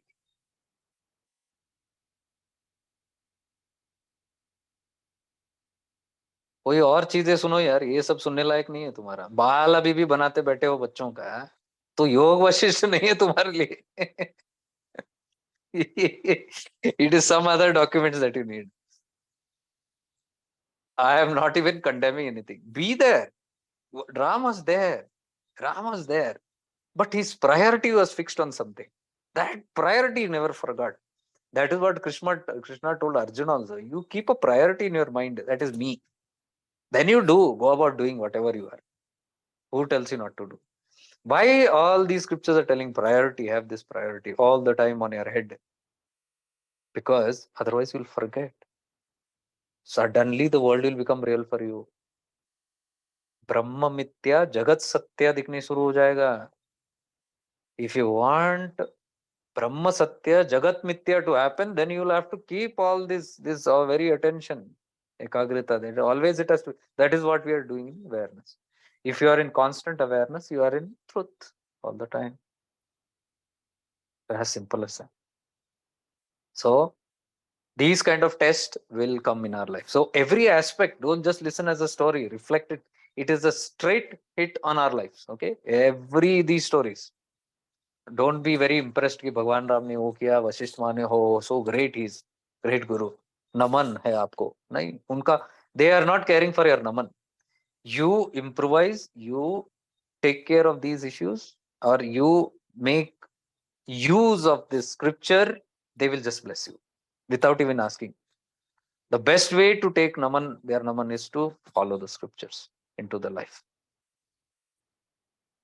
So he denied the offer of Swargaloka, and Rishi Valmiki ji as aptly said, see, Indra also said that, okay, you take, uh, what is that called? Second opinion. You take a second opinion from Valmiki ji. And Valmiki ji gave him an opinion. मेरे हिसाब से, he says, what you want liberation, then मेरे हिसाब से you should understand Yoga Vashisht. Valmiki ji said, if you understand Yoga Vashistha, if you can listen to it properly, then you will attain self-realization. Choices, again, back to Arishtanemi. So Arishtanemi, because his priority was liberation, chose the second opinion. Otherwise, he would have gone, if the Lobha Vasanas were more, he would have gone with the first opinion and ended up in the super duper royal trip to Swargaloka. See how many times this happens with us. Check it out. And how many times it happens when the real time comes for you to take an opportunity to jump. There can be a leap there at that time only. I have noticed these patterns. People come, problems comes, some issues happen exactly when you are about that peak, and we are there, and then you get so perturbed, and go back. And by the time you want to come back, it's all settled down. You say, what happened to that? It's all gone. Khus ho gaya. So that has given me this understanding. When I was reading this document, I could see so many joints in my life that was happening. Even it could be the lure for wealth, lure for fame. All these things come again and again. It keeps revolving around you. If you are not in awareness, you'll be caught up. I was so carried away with my Shivalinga turning golden every time. On my desk, I used to just look tratak, tratak, tratak. I used to do Parad Shivalinga. It was dirty first. I used to just clean it, and all the time I used to only do tratak. In my ashram office, I had on my desk. All the time, watch it. It started becoming golden. So I went to my Gurudev and said, "What is this becoming golden?" He was quiet. Second time I asked him, "Gurudev, that is becoming golden. I want to know what is that thing." He didn't answer. I thought maybe he's not heard, but two times. Then I thought he's not interested to tell. I forget it. Then one day I was sitting just like that, and he suddenly out of the blue started telling, "Don't fall for these things. On this marga, you will be always tested. You will have this option of choosing the worldly and the godly." So Paradlinga is what? Paradlinga is Shiva himself. Do you want Shiva or do you want gold? If eyes is on Shiva, you will get that. If eyes is on gold, you will get that also. But you will not get Shiva. That's all he told. Simple words. And he said, such kind of tests will keep happening. Be alert. That's all he said. Many years back. This will keep coming and you will never know. इतना मासूम लगेगा, पता नहीं चलेगा. It will all seem so innocent, so genuine, so needy, so required. That time your real priority will be tested. And if your real priority is this, you will be granted access towards that quickly. Next step, towards the next step.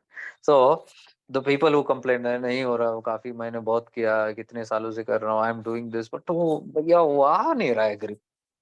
When we are in that place or when we are doing this thing, it happens. But then it goes off. My dear, it is because of your priorities. अंदर क्या priority रखा है? That will happen. So what you have done priorities? Is your WhatsApp not a priority, you think, in the retreats?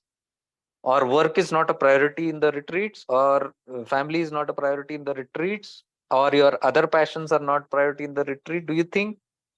You might say yes, but I will say temporarily yes. Because temporarily you have kept this on hold.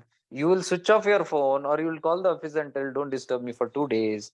2 days की बात है. So 2 days you will be in heaven. Third day you will come back to Mrityu Loka, Bhuloka, and the issues here. So that if you are not able to decide properly, if it is a temporary hold that you have kept, then temporary solution ही मिलेगा. So there is no point telling नहीं हो रहा. Check your priorities. If it is still lying in the samsara or the samsaric activities or your vasanas or tendencies, unfulfilled desires, then you can never come to this kind of a zone. So that you can see Arishtanemi, he had that. See, he is a rich man. He's a king. If he has to give up the kingdom to his son and leave to the forest, that itself is a proof. कि उनको और कुछ नहीं चाहिए. He was searching for something powerful. And he's sitting and meditating there, doing tapas, only seeking liberation. आया ना इंद्र उसी time पे. When he's about to get to the peak, one temptation offer. Go with all the apsaras and escort him to heaven. And when he says, what is the benefit? When he understands kya milne wala hai and how temporary it is, he puts down the offer. But when he puts down the offer, because of his righteousness, because of his correct priority, The same obstacle gives him an opportunity. Indra sends the Duta again and tells him, before turning down the offer, take a second opinion again. Don't put down the offer that way. It was an attempt to tempt in once more. But what that happened? That attempt turned to become, that obstacle turned to become a blessing for Arishtanemi. Because he went to Valmiki, and there when he went to Valmiki, his question was very straight. Nowhere in Yoga Vashishtha it is written that Arishtanemi went to Valmiki and said, Indra has told me about Swargaloka. Should I go there or should I not go there? He didn't ask this. Second opinion, he had gone for that. But what did he ask? Straight. Valmiki Rishiji, tell me, how can I get out of this birth and death cycle? Liberation. Straight to the point, because that is lingering in his mind. And what say the answer was given by Valmiki Ji. He said, okay, you want that? Then sit and listen to Yoga Vashishtha. You will attain liberation, because through Yoga Vashishtha, Vashishtha, when he talked to Rama and Rama listened to Vashishtha, Rama attained enlightenment. So, if I narrate to you the story that whatever Vashishta Mamuni narrated to Rama, if I narrate to you, you will also attain the same state of Rama. Freedom. And that is how the whole Yoga Vashishta begins. The story of Yoga Vashishta begins.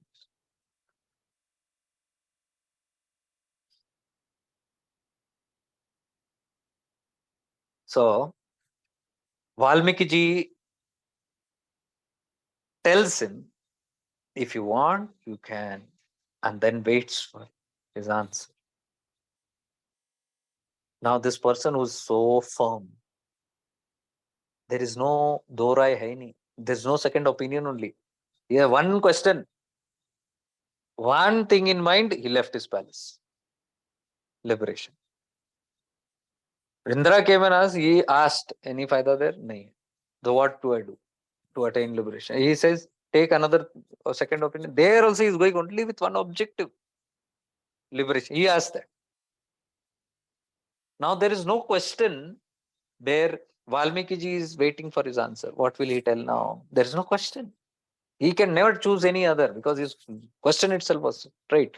The moment he heard it, this will liberate me, he sat down. That's it. Transaction, no time delays. And Valmiki ji began narrating the whole Yoga Vashishta to Arishtanemi.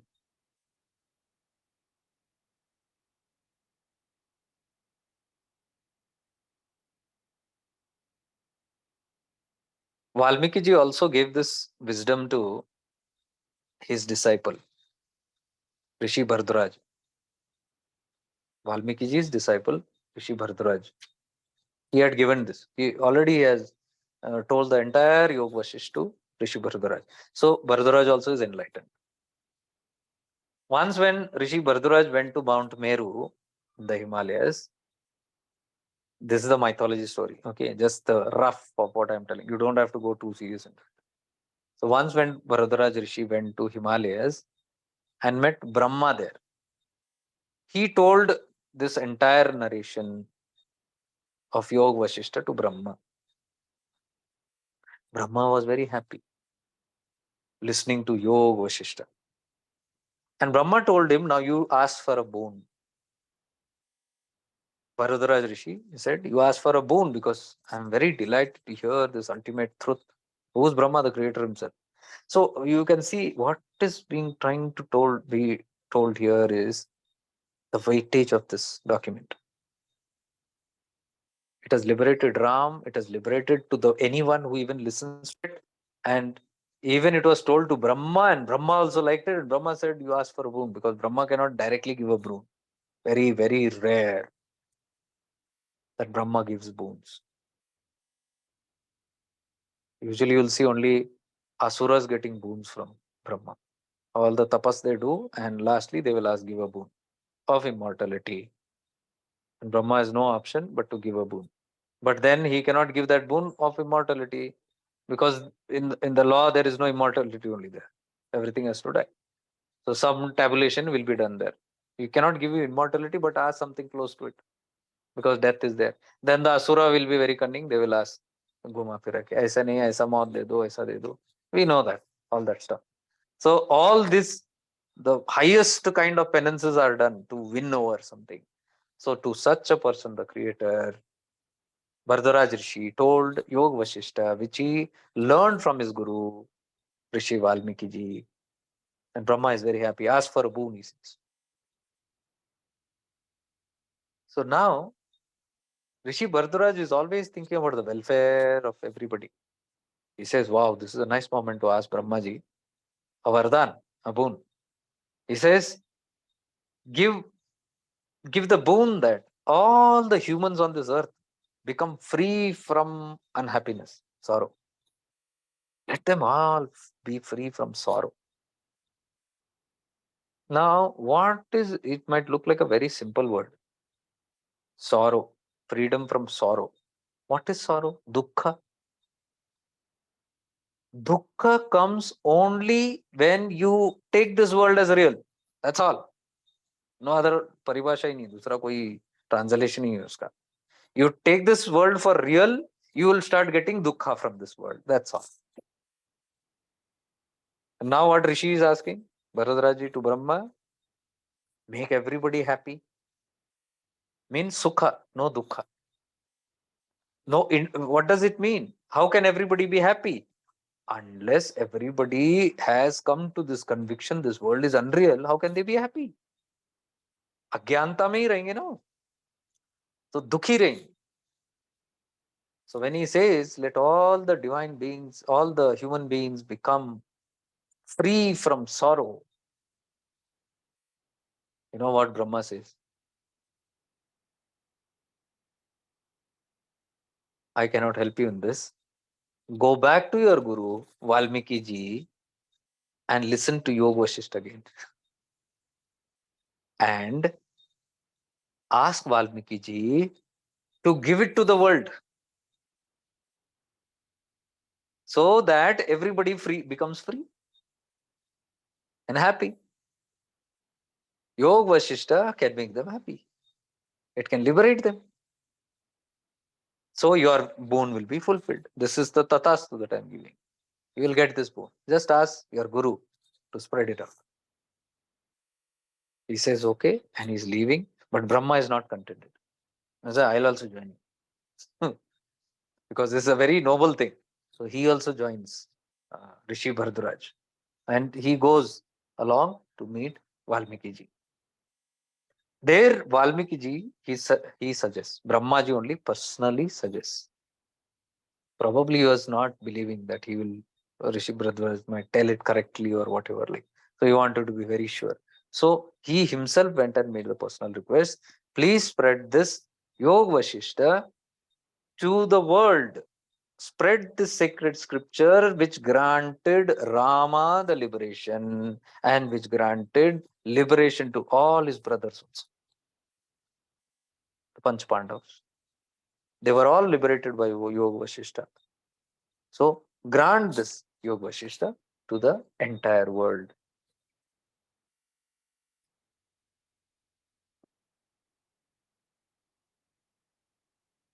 But then he also adds, Brahma adds, probably that's why he came, to add this addendum.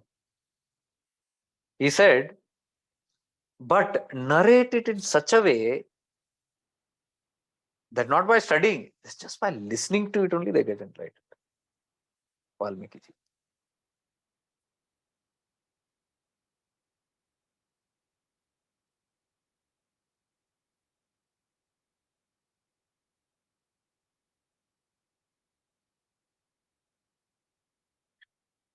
Why did he say that? Because see, Rishi Bhardharaj had already heard it from Valmiki ji. But somehow he was not liberated. So Brahma said, you have given the wisdom. That's fine. but give it in such a way that just by listening they get enlightened. And then Valmiki ji tells Rishi Bharadwaj, sit now, I will give you the Gyan. So once again, he gives the Gyana, Yoga Vashisht to him, this time liberating him. Mentioning it in such a way that it liberates him from sorrow. Says, you sit here, now you will also be free from this whole thing. So that is the fundamentals of how this Yoga Vashishta came into existence. One thing leading to the other. They're very deep and very profound. And such way stories are there in every chapters, which we will not be going into. There are hundreds of stories. What you might want to do is, if you are really interested, we are looking at the tattvas. Now, what I'll be doing is every chapter, whatever those stories or whatever, what are the extracts, the gems that were taken? What is the teaching that was given? The Sara. Because if you get involved in the stories, but you miss the gap, the what you call the subtle thing that is coming from there, then the whole thing is gone for a toss. So the Sara has been extracted, which is the nectar of everything. That we will discuss here, which is very close to with what we have been doing with other scriptures. Almost the same. That is why Ramana Bhagavan took this. So you'll see a lot of resemblance of that happening here also. So it will help us get a proper grip on these things. See, there are chapters in this like the first chapter is on dispassion, that is Vairagya. Second is about the unreality of the world, how the falseness of this world. The third chapter is on the marks of a liberated person. How do you know if a person is liberated? There are certain marks. And fourth is the dissolution of the mind. Manonasha. Okay? Dissolution of the mind. Dissolving of the mind. Fifth is the destruction of the latent impressions, psychic impressions, which are there in this mind. How to destroy it. Sixth is the meditation on the self. How to meditate on the self. So this we will not take, because until we understand this whole Sara, it's very here it's given in just brief words. You might not catch it exactly. But now we have the blessings of the whole thing, like those who have done Devi Kalotra, Upadesh Saram, and all these things. Sarva Gyanotra, it will be very easy for you to grasp what we are telling here. This is a little different approach, but it's still meditating on the self. See, this is that point where you say, Aapko dhyao, aapko bhajo, aap mein, aapke Ram, aap hoke rehte. Aapko dhyao, meditate on yourself. Aapko bhajo, worship yourself. आप में आपके Ram, within you, the Ram within you, आप होके रह जाते हैं. That self becomes Ram itself. When you worship the self, when you meditate on the self itself becomes Ram. Or you can say in other words, the self itself is Ram. You will realize that it is Ram only when you meditate on it, only when you worship on it. So one chapter is dedicated to the worship of the self. One is dedicated to the exposition of the self, the details, the nature of the self. And one is meditation of the self, which we'll be doing in the last. That last, we are keeping it on Sunday. Okay. That we have a lot of time. That's in the last Sunday, 29th. By that time, we will get too deep into this. It will become very easy. And then we can decide from there. And the methods of purification. So one chapter is dedicated to the methods of purification, and the final chapter is dedicated to nirvana. Nirvana is liberation, moksha, salvation. So very beautifully, the 10 chapters are there. This is the full Yoga Vashisht actually. But inside these huge verses are there, thousands of verses. Now from that extracts have been taken. Like I don't know out of how many thousands, this first chapter verse has been taken, only 27 have been taken. Straight to the point. So it's very powerful. Last time I meditated on this, literally. While we were doing the hill climbing and all that, I was in this only. for 2 days. It's very beautiful document. I read this in even Skandashram, sitting on top. So this is how Valmiki ji told Rishi Bharadwaj the whole thing to about Yoga Vashistha. And this is how the document got ready and about Yoga Vashishtha, which is again Valmiki ji's work only, reproduced, extracted from this conversation between Vashishta Mahamuni and Lord Ram. There is still some more details about how Ram and Vashishta came together and how did this teaching happen, when did it happen, why did it happen. That also is a different aspect. But I finished the first aspect. I'm going a little slow on this so that you get a grasp. You try to read it, it's very confusing. Too many things are there. So just what we have to understand only, I'm talking about it. So Valmiki ji tells one very important thing in this.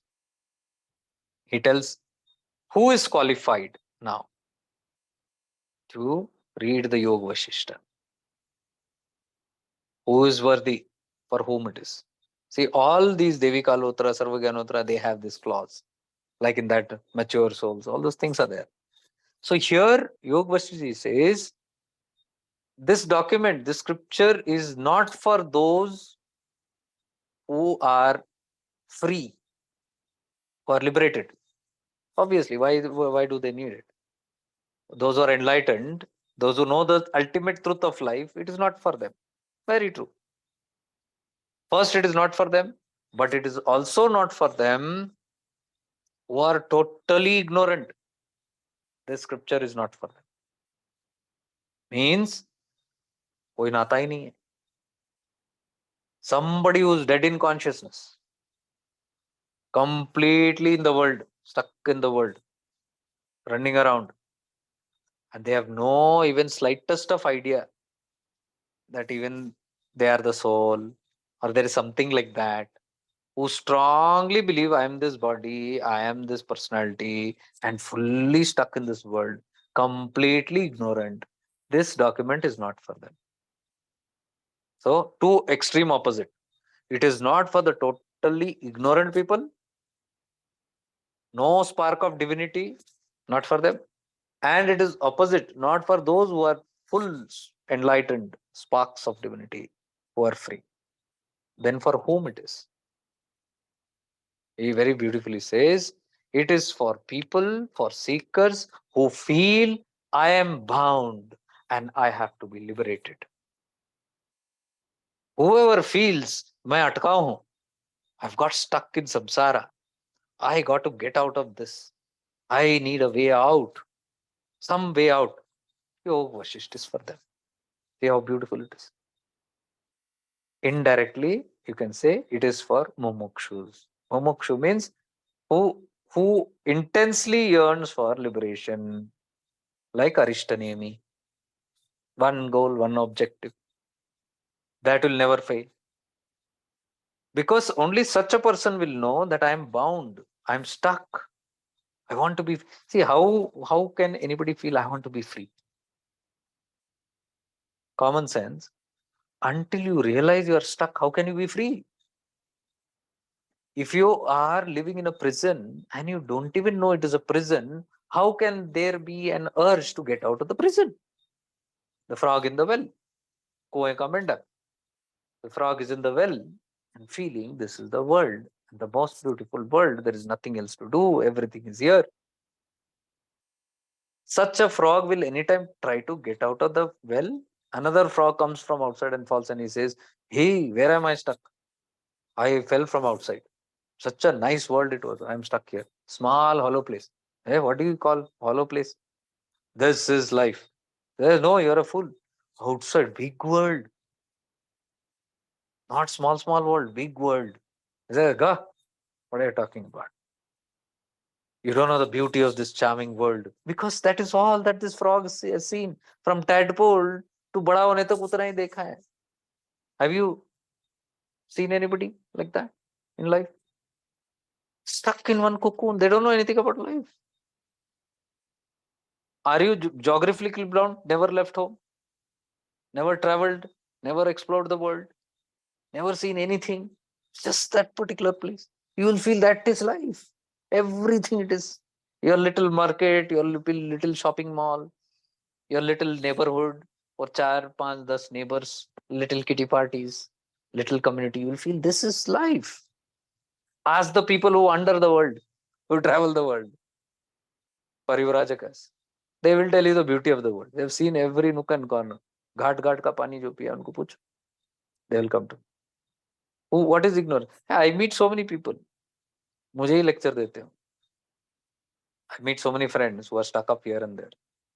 So when I tell, they talk to me about their limited world like extravagant. They will talk so big things about it. I said, अरे कुएं का मेंढक निकल तो दुनिया से बाहर जाके तो देख क्या है. घूम थोड़ा समझ आएगा. ये 4 दीवारी में बैठ के क्या बड़े बड़े बात होती है. And they talk spirituality. You don't know. Spirituality is so much. You don't know. Unconditional love is everything. So what do you feel about it? Hey, that's everything. Unconditional love. Have you seen the unconditional love? Have you seen the aura of that spirituality? That I said, bahar niklo. थोड़ा और भीतर जाओ. Go explore. Go beyond that hall. Go live with the Guru. Go explore the ashrams. Go deeper and travel. Sit with avdutas. Talk to saints. Live in caves. Stay on hills. Travel the forests. Then speak. बकवास नहीं करना. घर में बैठ के 4 dialogue नहीं मारना. Go and explore. Then you have the right to talk. It's very easy तुक्का मारने के लिए. Because you have not seen, you have not understood anything. What can you understand by just a little frame of thing? It is spirituality is a no nonsense stuff. You have to get into it. Oh, avadutas. They tell me the definition of this is how say. So go live with them. Go and explore. Then you will come to know. Study the scriptures. Go and live with them. Read the Avdut Gita. Study the Avdut Gita and go and sit with avdutas. Then talk about it. किताब पढ़ के मत सुनाना lecture.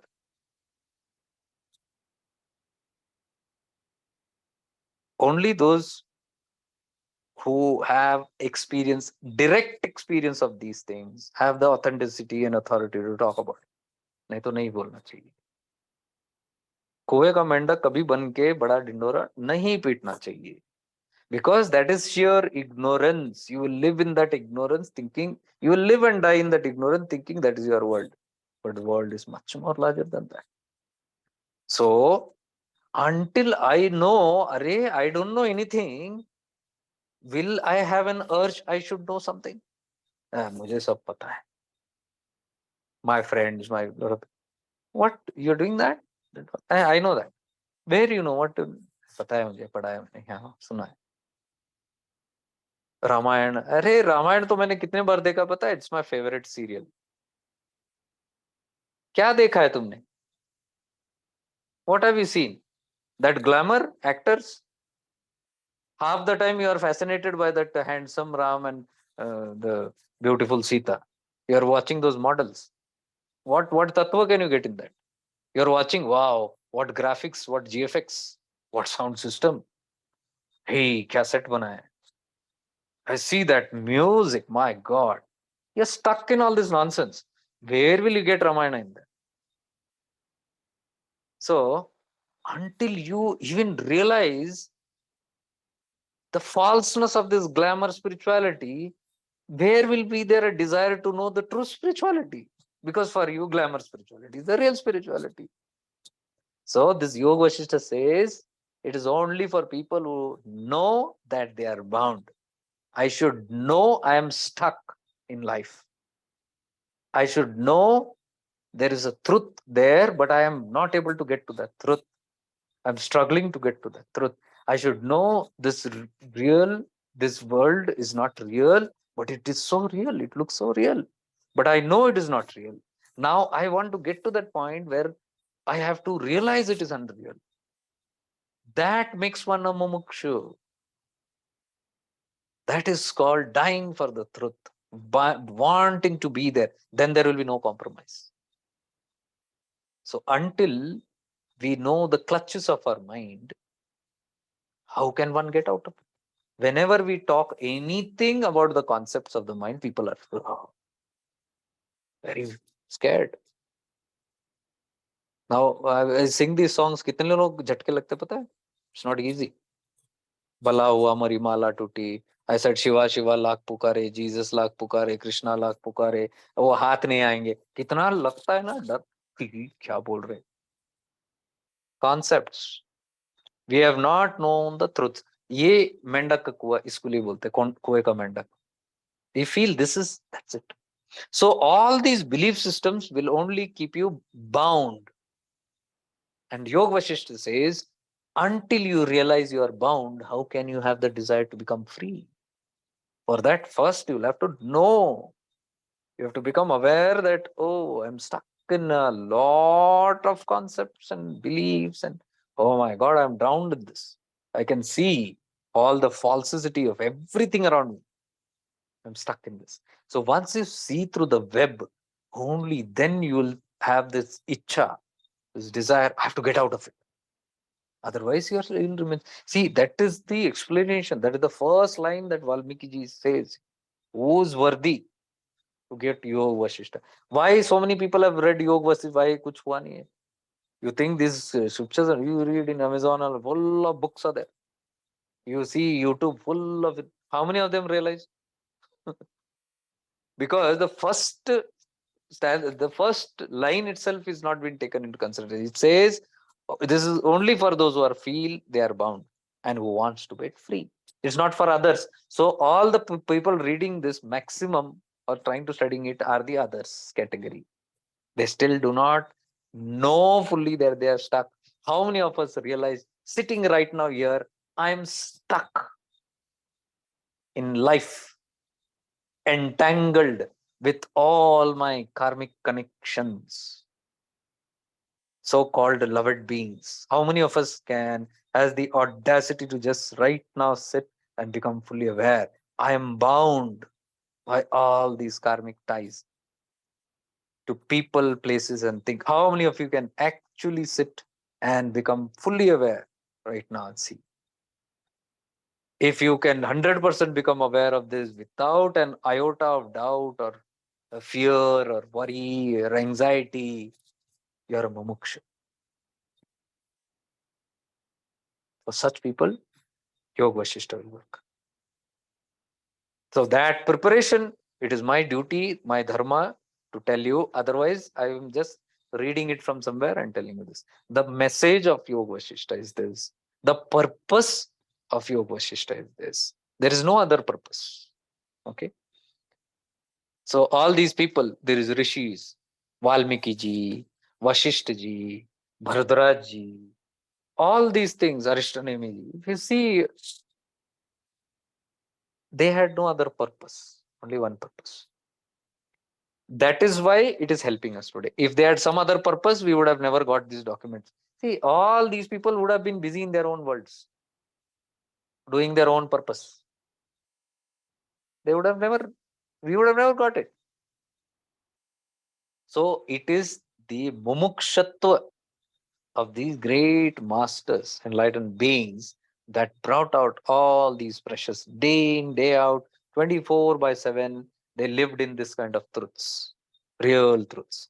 So they were able to bring out all this help to them. So we bow eternally to Lord Rama for this gracious opportunity, and to Rishi Vashisht, who taught him, his guru, who gave this message to him, and to Rishi Valmiki ji, who brought this whole story to us, and to all our gurus and Guru Mandala, whose grace brings us again and again to such documents.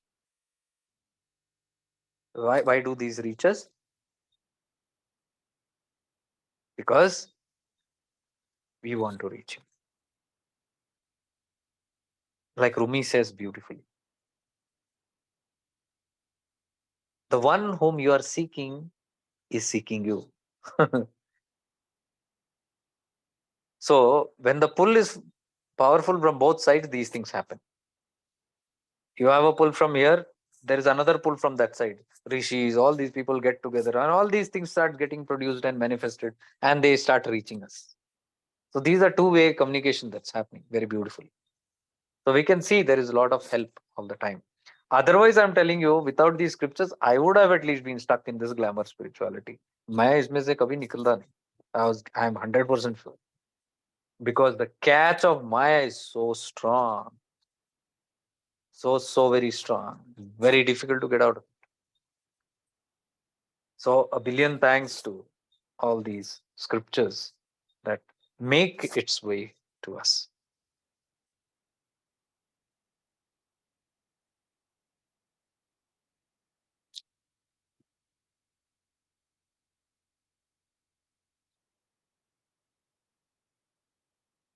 Okay, so some more things that Valmiki ji says. I'll explain that also. He says, just like the blueness of the sky, the world appearance is also false. We had discussed this before. Yeah, I didn't know it is coming from Yoga Vashisht. Some place I had taken this example of the falseness, the mirage format of this world. कि it looks, जो दिखता है होता नहीं है, but we feel it's so real. That is ignorance. When we take something that is false to be real, that is called avidya, ignorance. Like this whole world. This doesn't exist in your sleep. You return to your consciousness. You are pure consciousness. That is your real state. Even after you die and all, that state will never go. That state will be there. Body will go. All these things are temporary. But when you wake up, it's so real. That is called avidya.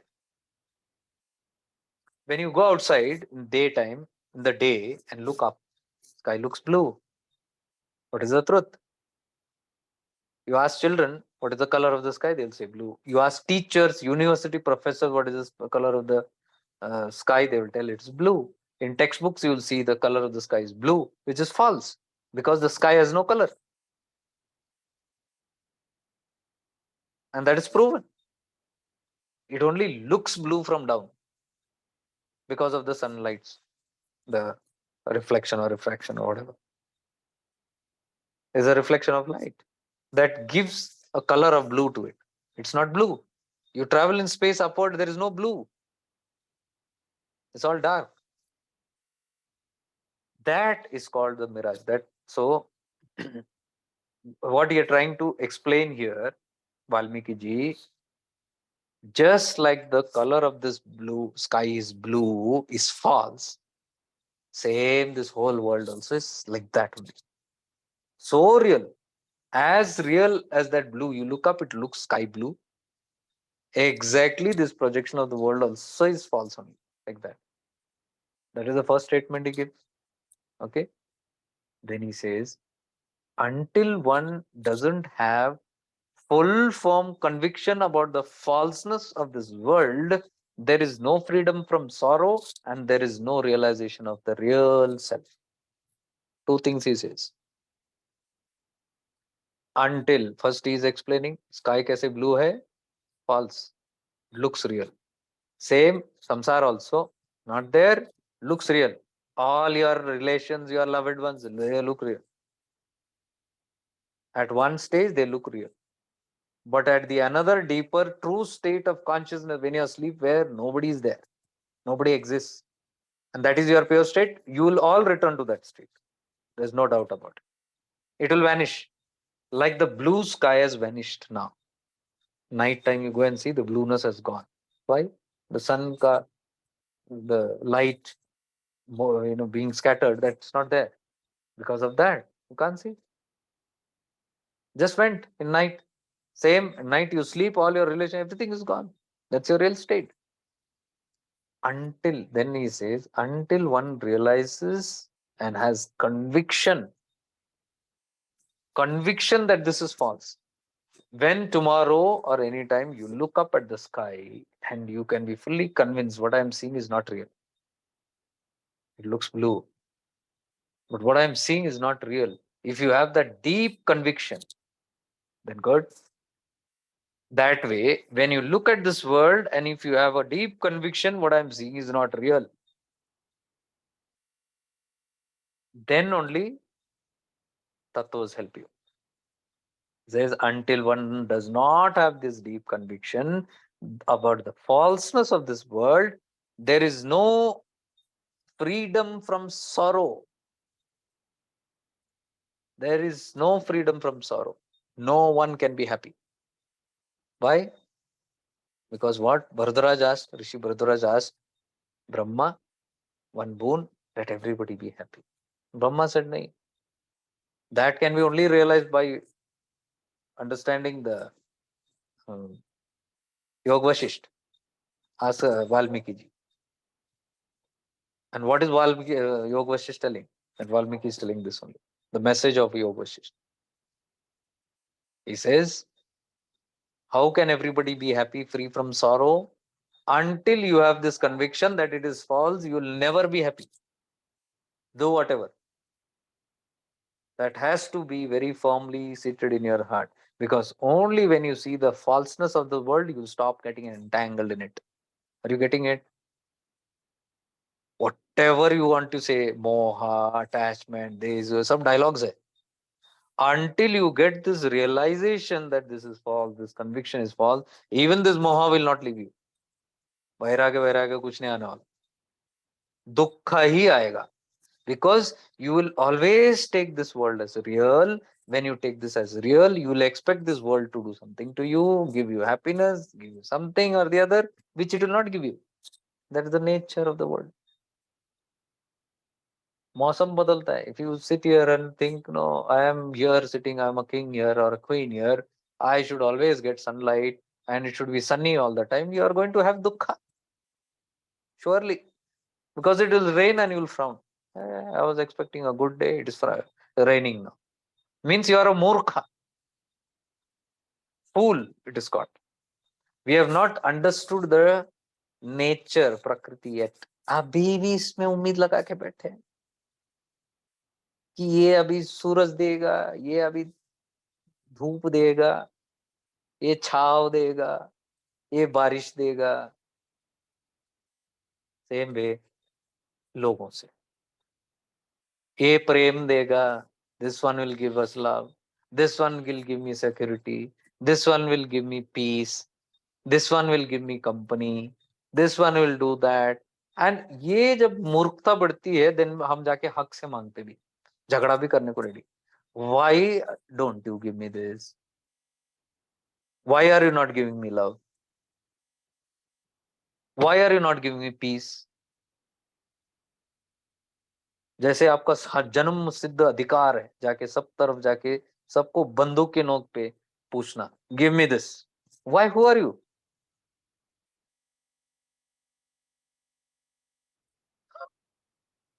Nothing you are. So once we come to that understanding very clearly, no one here is to provide you with anything. Please understand that. Clear cut. कोई अब ठेका लेके बैठा नहीं, कोई किसी को कुछ देने के लिए. ये तब तक this will not become clear till you see the falseness. Till then you will always think they are supposed to give me something. That is where dukkha comes from. Straight.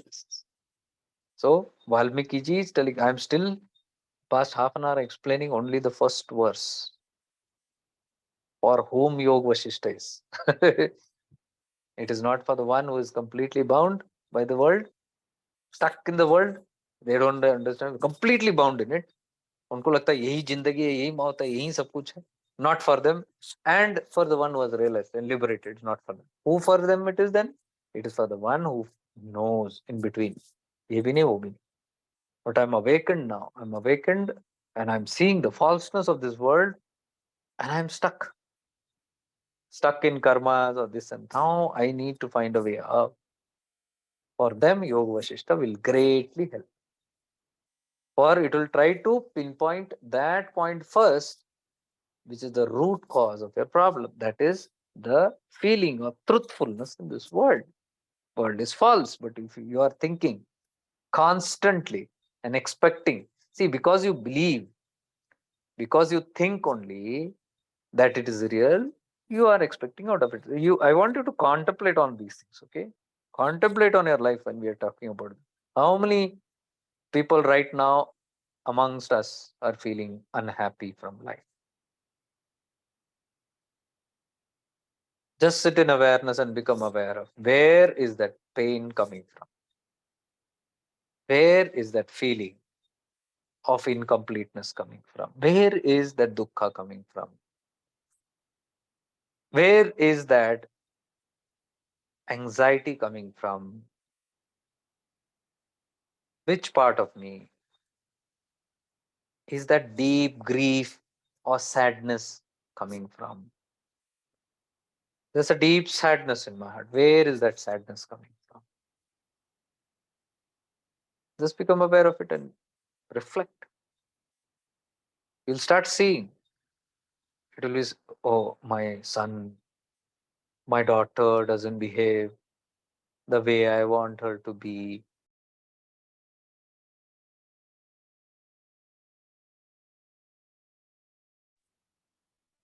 I wish they stayed separately. Living with such a big family is a big issue. My father is a mess. So troublesome. My mom doesn't listen. My son is an idiot.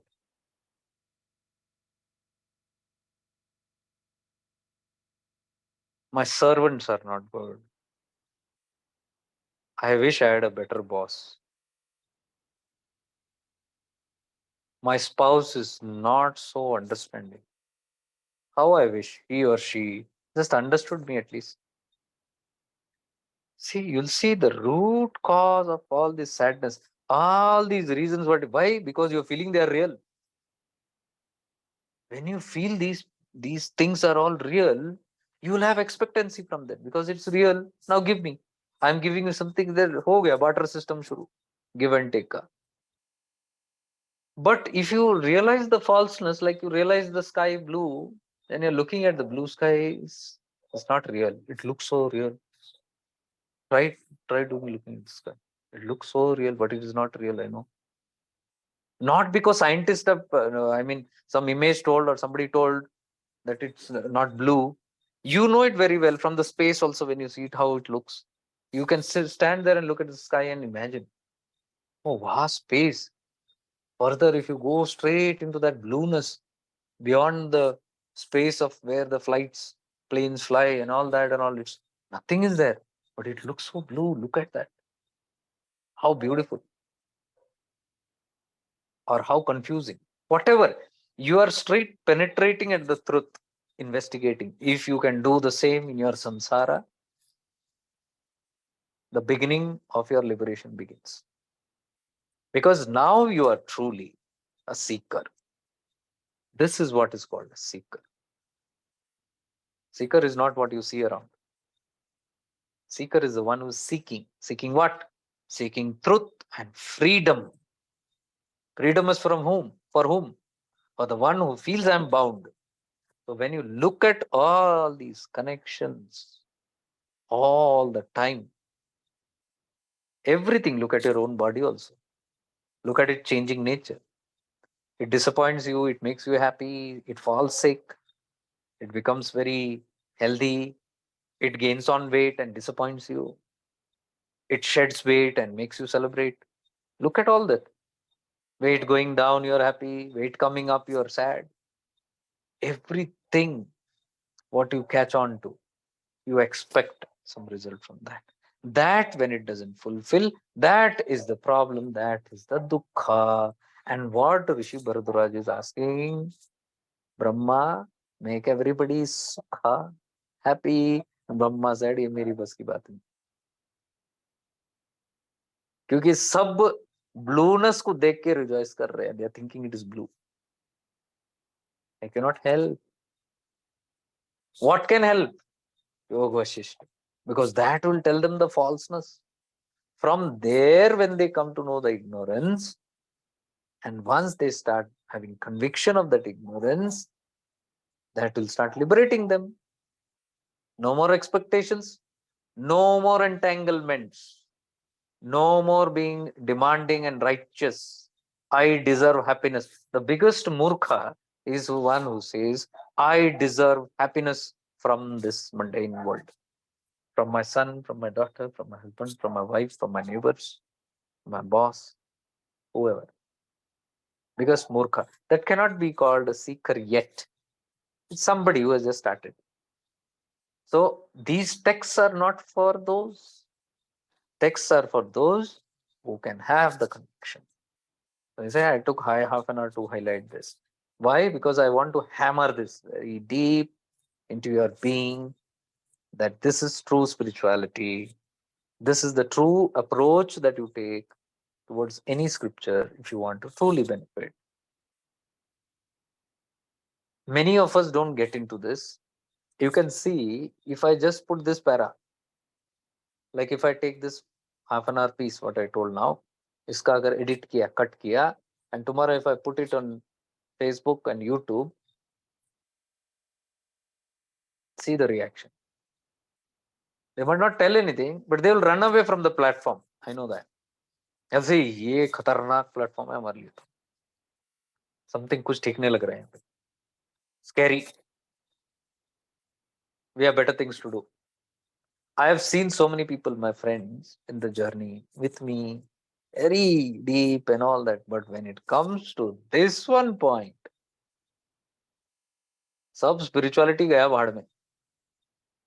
Many of who walk the path, they like this details. The truth, because the truth reveals so much. They love it. They are in love with the truth. But they come little deeper, deeper, deeper. Then when you come to know, oh my God, everything is going. I'm disappearing. The I is going. All these connections are getting destroyed. They will just bounce back, leap back. I've seen so many of my friends the past 7 years.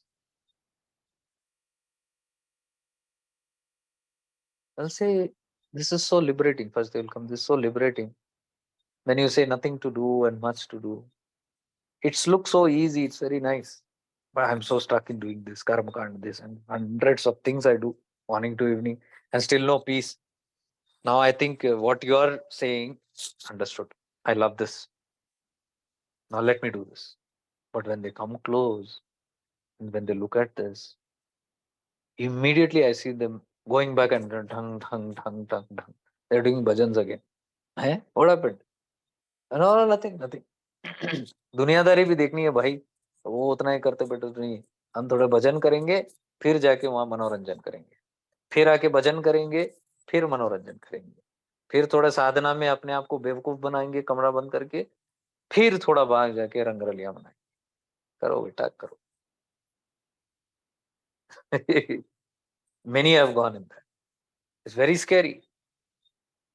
You need a lot of courage in this path. Many are scared because of losing things, which anyways बेवकूफ लोग समझते नहीं है कि anyhow they are going to lose it. As though they go and ring the bills, they are going to get back everything. मौत को टलेगा क्या भजन तुम्हारा? So practicality. आज नहीं तो कल फेस करना है truth को. Those who have the courage. Such people who have the audacity will easily understand the depth of these scriptures and will make full use of all the prescriptions that are given here. ये सब काम नहीं करेगा अभी. 10 chapters that I told. मनोनाशा. Oh, very interesting. I want to know. भैया हमको बताओ. How to do this मनोनाशा. वो छोड़ो, वो सब छोड़ो. आपने एक बताया that is very powerful. Which is that meditation on the self. वो सिखाओ. अरे भैया बेसिक सी गड़बड़ है. क्या खाक मेडिटेट करेंगे सेल्फ पे? ये सब एस्केपिज्म है. They just want to dissolve the mind. Manonasha, destruction of latent impressions. Oh, you mean clearance of karmas? I am interested. And you tell them this first clause, the worthiness, मुमुक्षत्व, नहीं ये मेरे हाथ से नहीं होगा. और बड़े आए मन को पिघलाने वाले. What is the dissolving of the mind? Has anybody thought? Just imagine. What are we telling? You awake in the morning, samsara comes. Everything is real. Sky is looking blue. You go to sleep, night, sky gone, samsara gone, everything is gone. Oh, mind awakening, problem coming. Mind going back, problem gone. Now what that is what temporarily problem gone. That is called manolaya.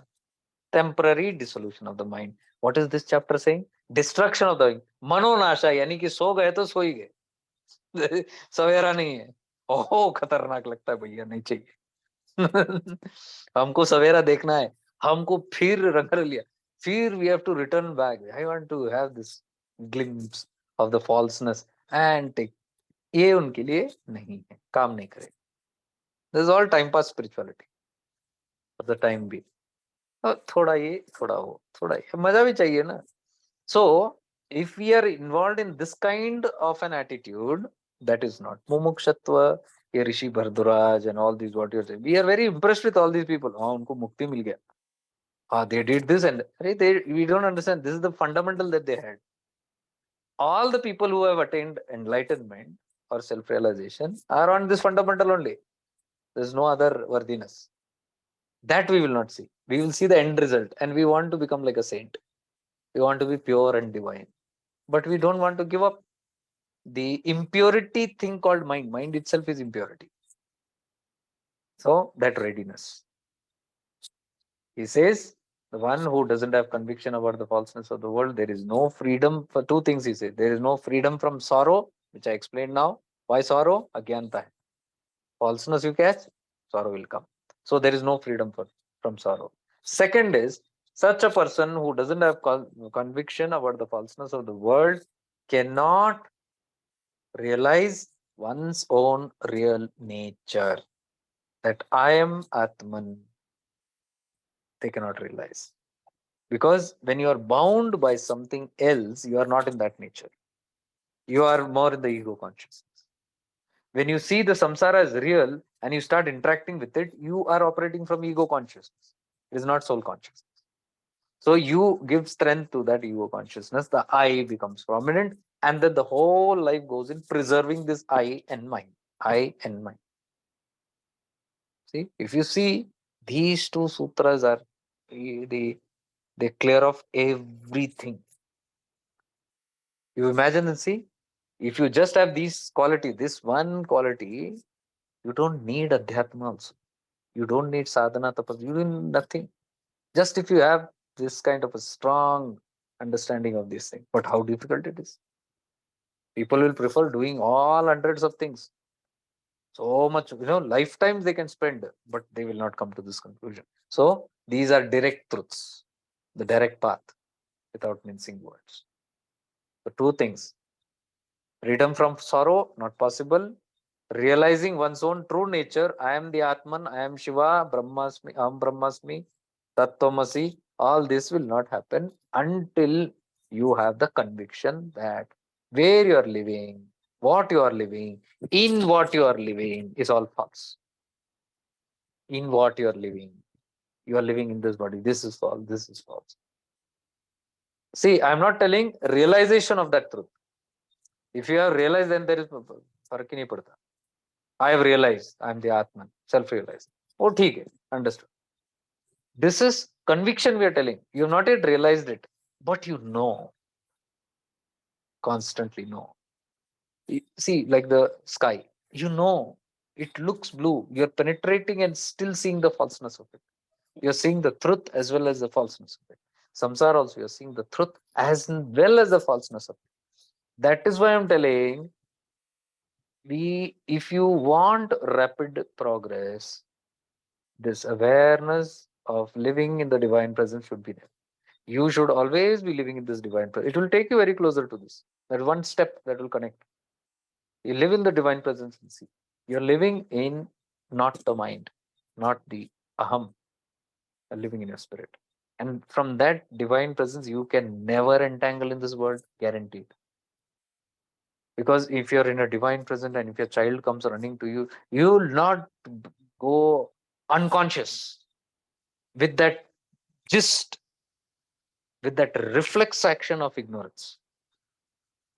You'll embrace the child, everything will be there, but that knowing sky is blue. Sky is blue. This sky looks so blue. You hug it. Oh, it's so real. But I know this is just an Atman. I am Atman. This is Atman. So when you start practicing life in this manner, you are moving rapidly towards that goal. You are making everything very easy for. But if you don't do this and then you do any ये पाठ पढ़ो वो पाठ करो ये तपस्या करो कुछ नहीं होने वाला. Something might happen, some experiences will get, but realization and mukti not possible. I'm not saying it. Written here very clearly. So now next point he says how to bring this conviction that this is false. He says the simple solution is by diligently studying the Yoga Vashisht. Means if you fully pay attention, not part-time attention, but full-time attention to each and every word of this, you will surely get it. So first is the conviction, what we talked about. That conviction is not there, kuch nahi hona. Now how to get that conviction? By fully, diligently, sincerely, complete authenticity ke saath, you study the scripture and understand and realize it. Then this conviction will start arising in you. Okay? It will start developing in you. Says if the scripture is not studied, then the true knowledge can never arise even in millions of years. If you do not study this very diligently, the true knowledge, what is the true knowledge? That I am not this falseness. This what I see is not the truth. The true knowledge will never come even in million years. So he's reminding here, what is moksha now? Liberation. Moksha is the total abandonment of all vasanas and mental conditioning.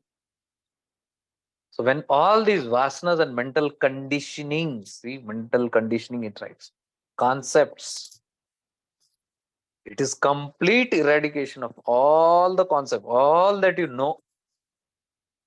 This knowledge, that knowledge, this knowledge.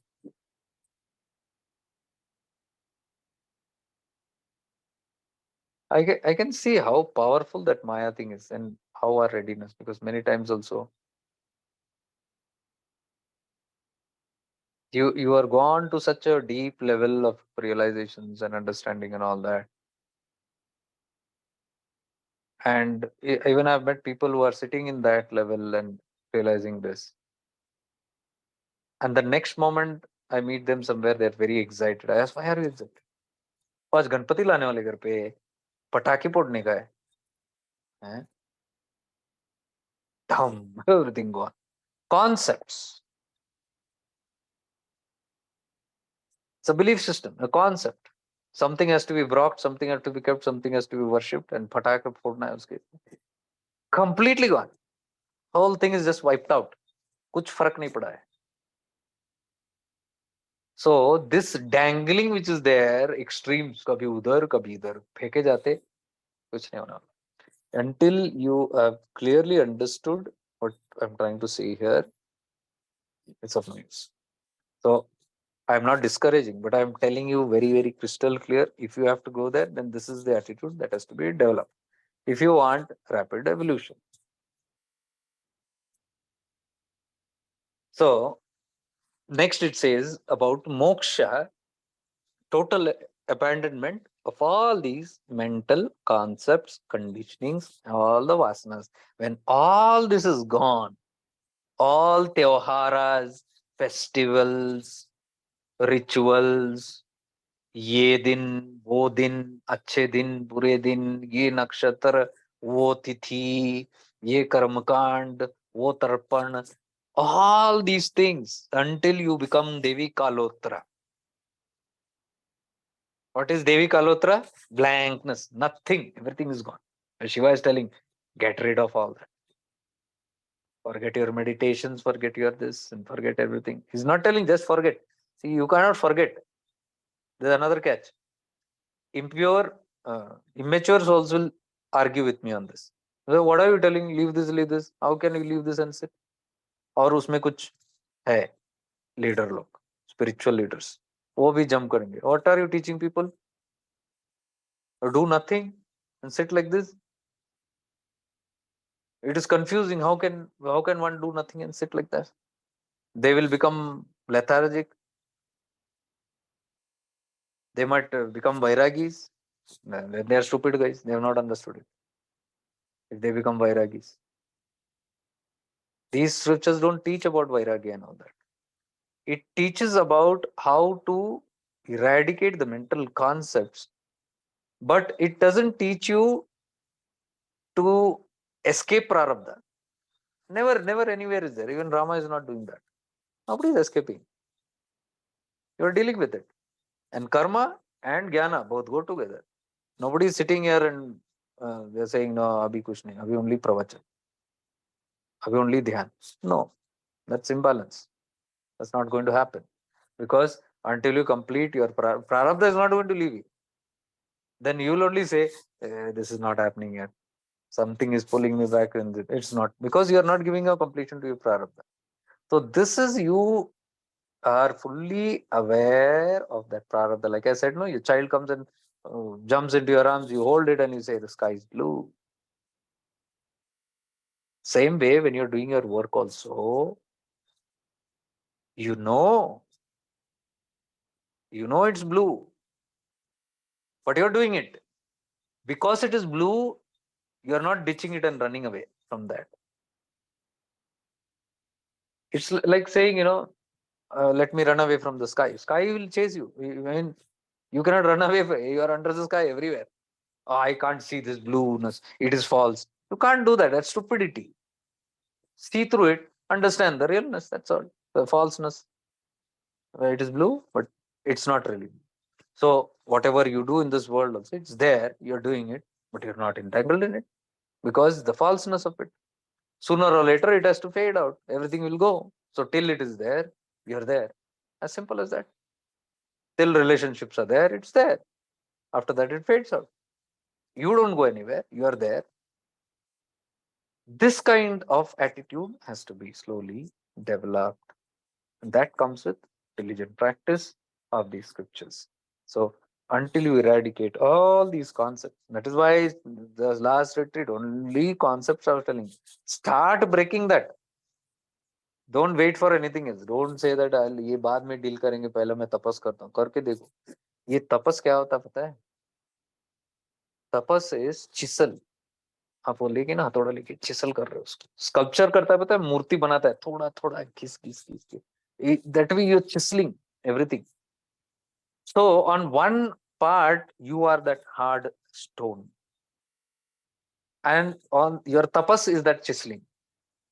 Why are you becoming that hard stone first of all, and then having to chisel? Why can't you just dissolve?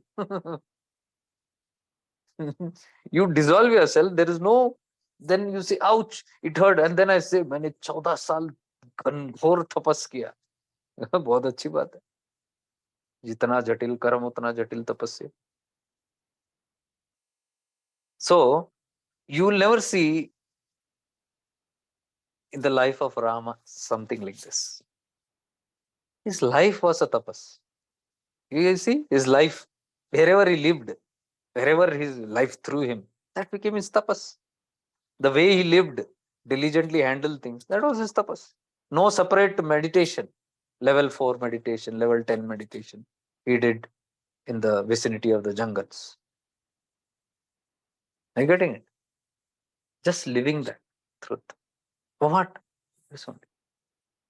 Vashishta taught him at the age of 15, and that was there, awakened within him, very much strong within him, that it's falseness. But things are so real. Wife got kidnapped. He has to go and rescue. He cannot say now it's false, blue hai, so I'll not do anything. I'll sit in the jungle or return back home. No, he knows he has to. Otherwise, that incident will pull him into that false world. That karma is the problem. So he has to exhaust and finish that karma. So he is very diligently handling and exhausting his karmas. without getting entangled further into it.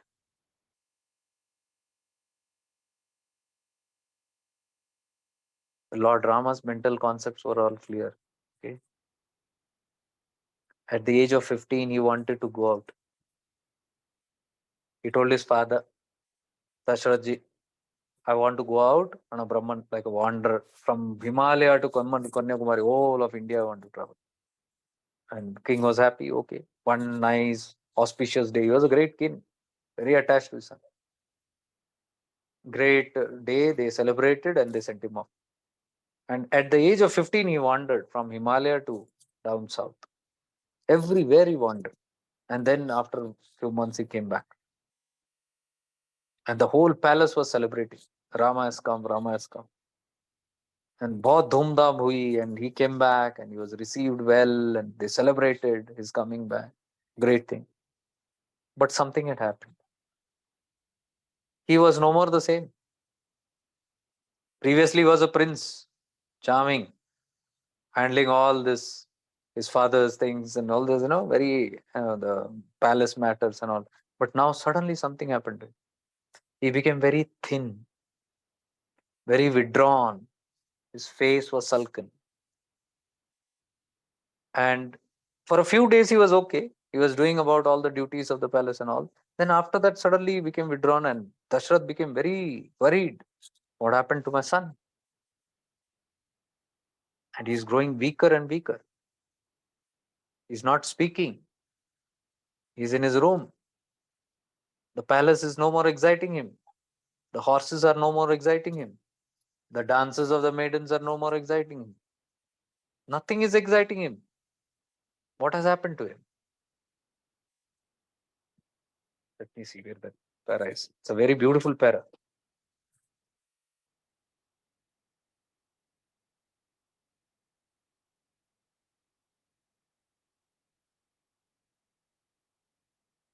See, then Dashratha calls up Vashishta. Calls up means speak, no? Doesn't mean WhatsApp call. So he connects with Vashishta and he says, worried about my son. Something has happened to Rama. And see,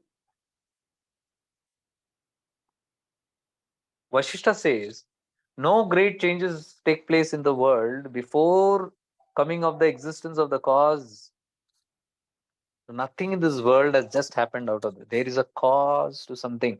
Before something is supposed to happen, there is a cause, and that cause gives rise to this effect. What you're seeing now is the effect on Rama. So there is some greater cause that's come, something that has made him that way. So Dashratha did not say anything.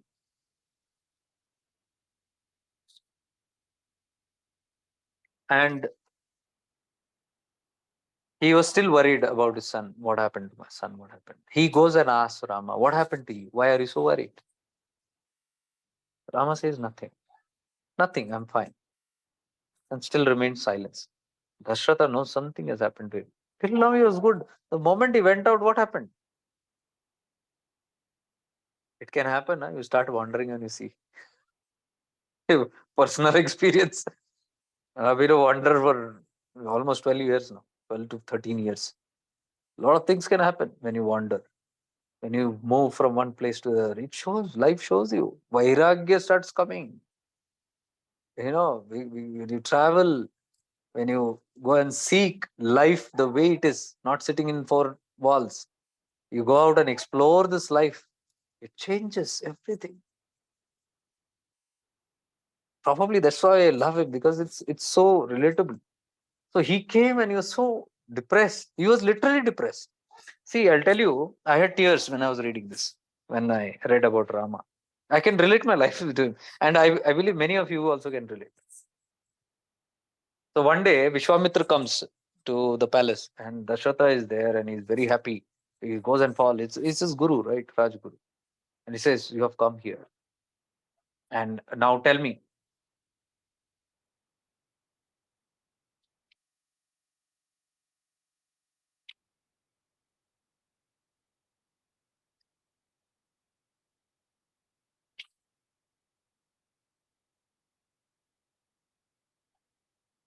Tell me now. So Vishwamitra says, I have a problem. There are some demons. I'm always trying to do some rituals or something there, and I'm not able to do it because these demons come and destroy it or they trouble me. And now I have taken a vow in that ritual that I can't even curse them. Otherwise, I would have got rid of them. Only Rama can help me. So Dashrath says, no way. He cannot come. He is very young. What are you talking about? See, that is the same chapter I was telling. So I'll read that, whatever is here.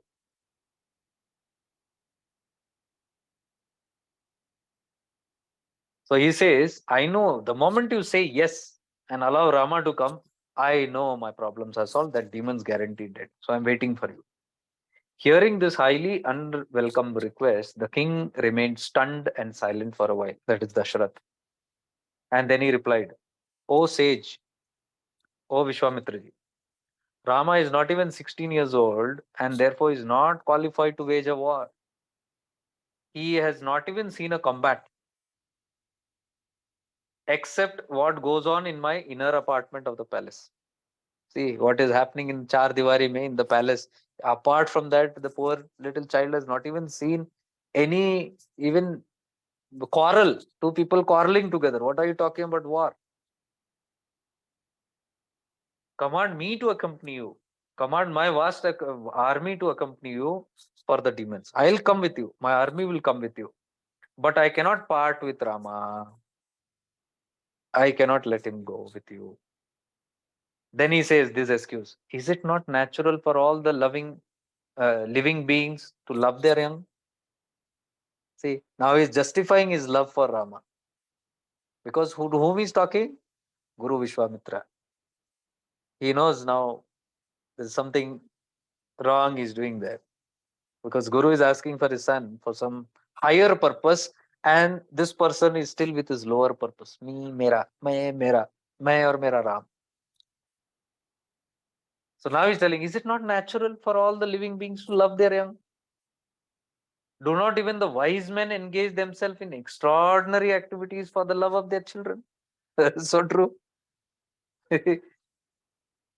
Even the wise men, wisest of men, are they also not engaged in so many extraordinary activities just for the love of their children? This I've seen. This I've surely seen. बच्चे के मोह में क्या क्या होता है. And do not, and wise people do this. Great people also can do this. And do not people abandon their happiness, their consorts and wealth rather than their children? मतलब बच्चे को छोड़ के बाकी सब छोड़ते हुए आपने देखा नहीं है लोगों को? How many people leave everything for their children? See, he's justifying his moha for his children. Are you getting that? And then he says, no, I cannot part with Rama.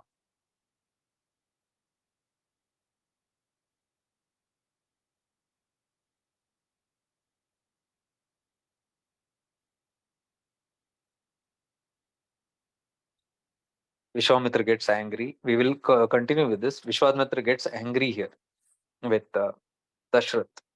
And this is not the right conduct of a king.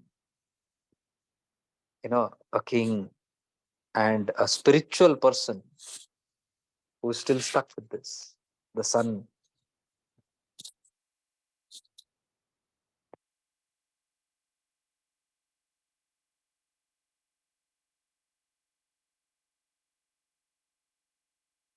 So, what had happened to Rama was a change. He got enlightened. And there are some paragraphs which are so, I don't know where it is. I'll have to see. I was going through the other days where it explained the state of Rama. What was happening to Rama from within. Here only it is. I'll read this also and then we'll end for today.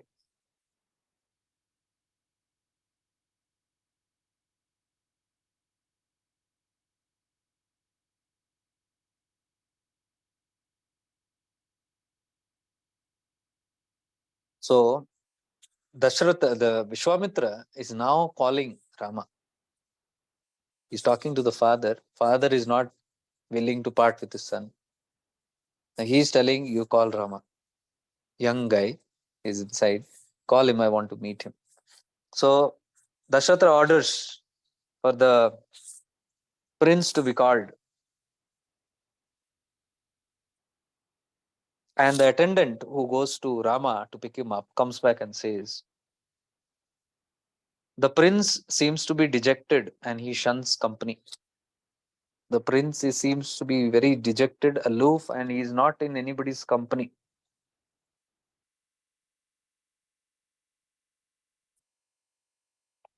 And then he says, Lord, since his return from the pilgrimage, a great change has come over the prince.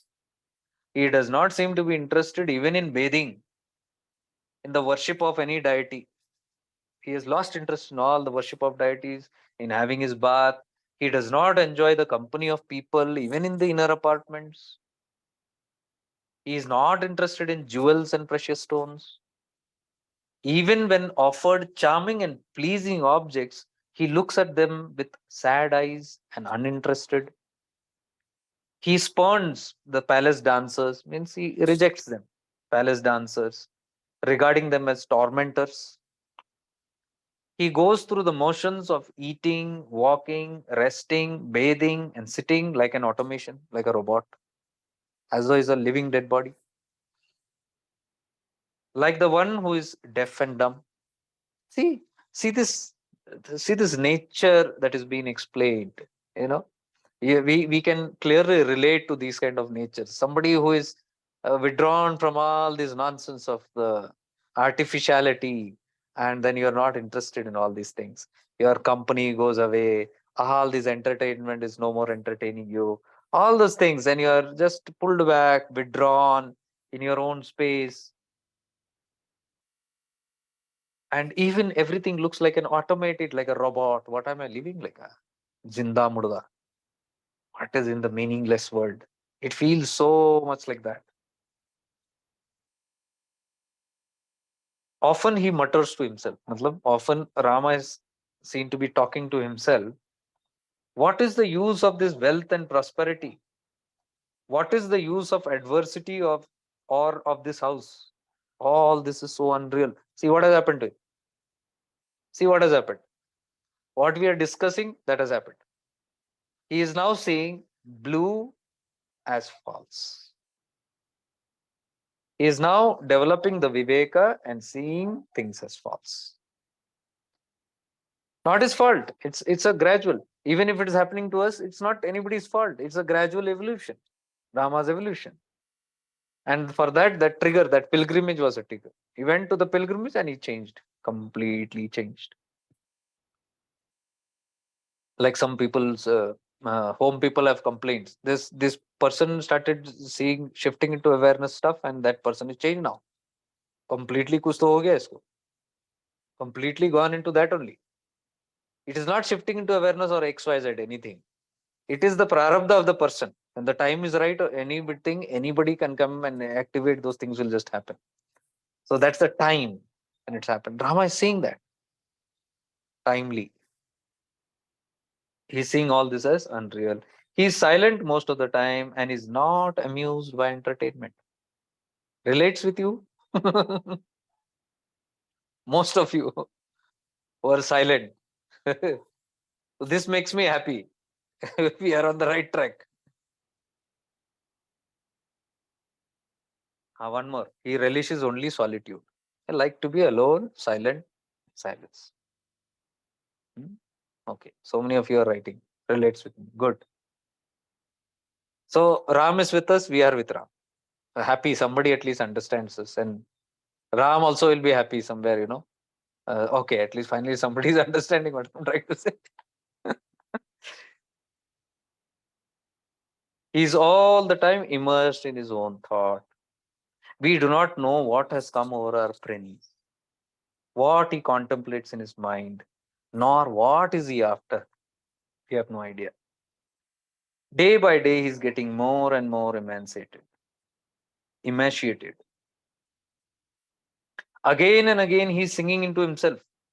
Alas, we are all dissipating our lives in various ways. Means we are all wasting our lives in so many ways. Instead of striving to reach the Supreme, he's telling, he's all the time telling this, we are all wasting our time. People wail out loudly that they are suffering and they are destitute, but no one sincerely turns away from the sources of their suffering and destitution. All are crying, he's telling. Everybody is crying that I am a destitute, mera koi nahi hai, mera wo nahi hai, all that stuff is going on. Destitute means that. And everybody is telling the suffering. I am suffering, I have this problem, I have that problem. But he's telling, no one sincerely turns away from the source of their suffering and destitution. The reason of that nobody is turning on. They're only crying all the time, complaining, wailing, ye theek nahi hua, but never going to. What is the source? Avidya, falseness. That they are not going. Rama is telling this. Seeing all this and hearing all this, we his humble. This is the attendant who's coming in Delhi. नौकर जाके उनको बुलाने गए थे राजा दशरथ के order से, but he comes back and is telling this is what Rama is undergoing. Now he's telling, seeing all this and hearing all this, we his humble servants are extremely depressed, distressed.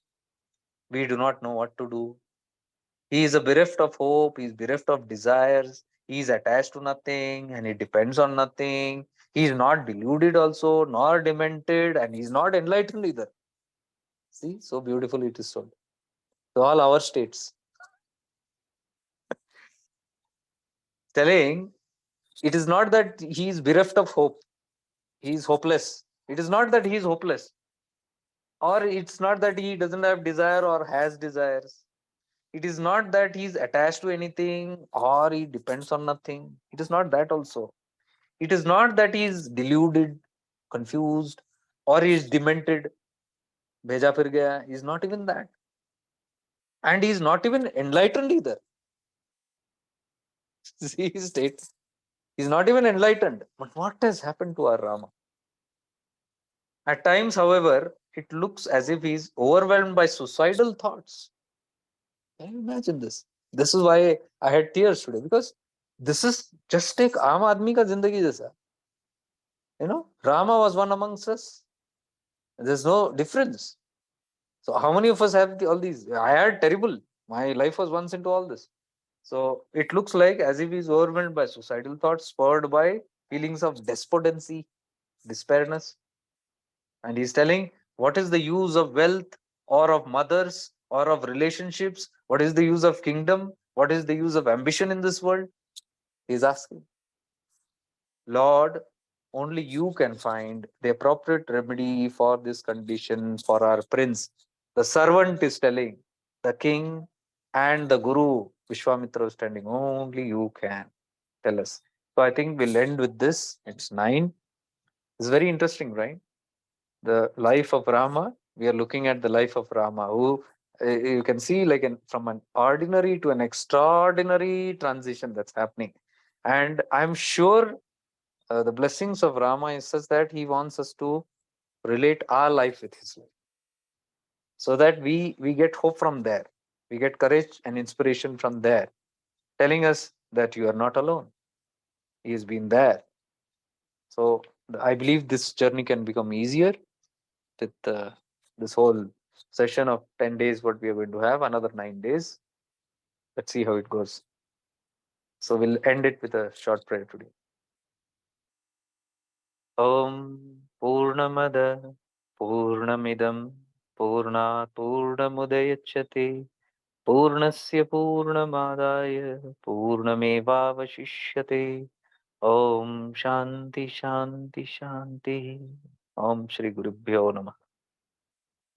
May we all be blessed. May we all evolve. May we all be free. Right prayer. May we all be free. See you then tomorrow at 6 o'clock. And okay, fine. I thought somebody was not there. 2 people I just saw that. Okay. We'll see you tomorrow then. Stay blessed. Bye.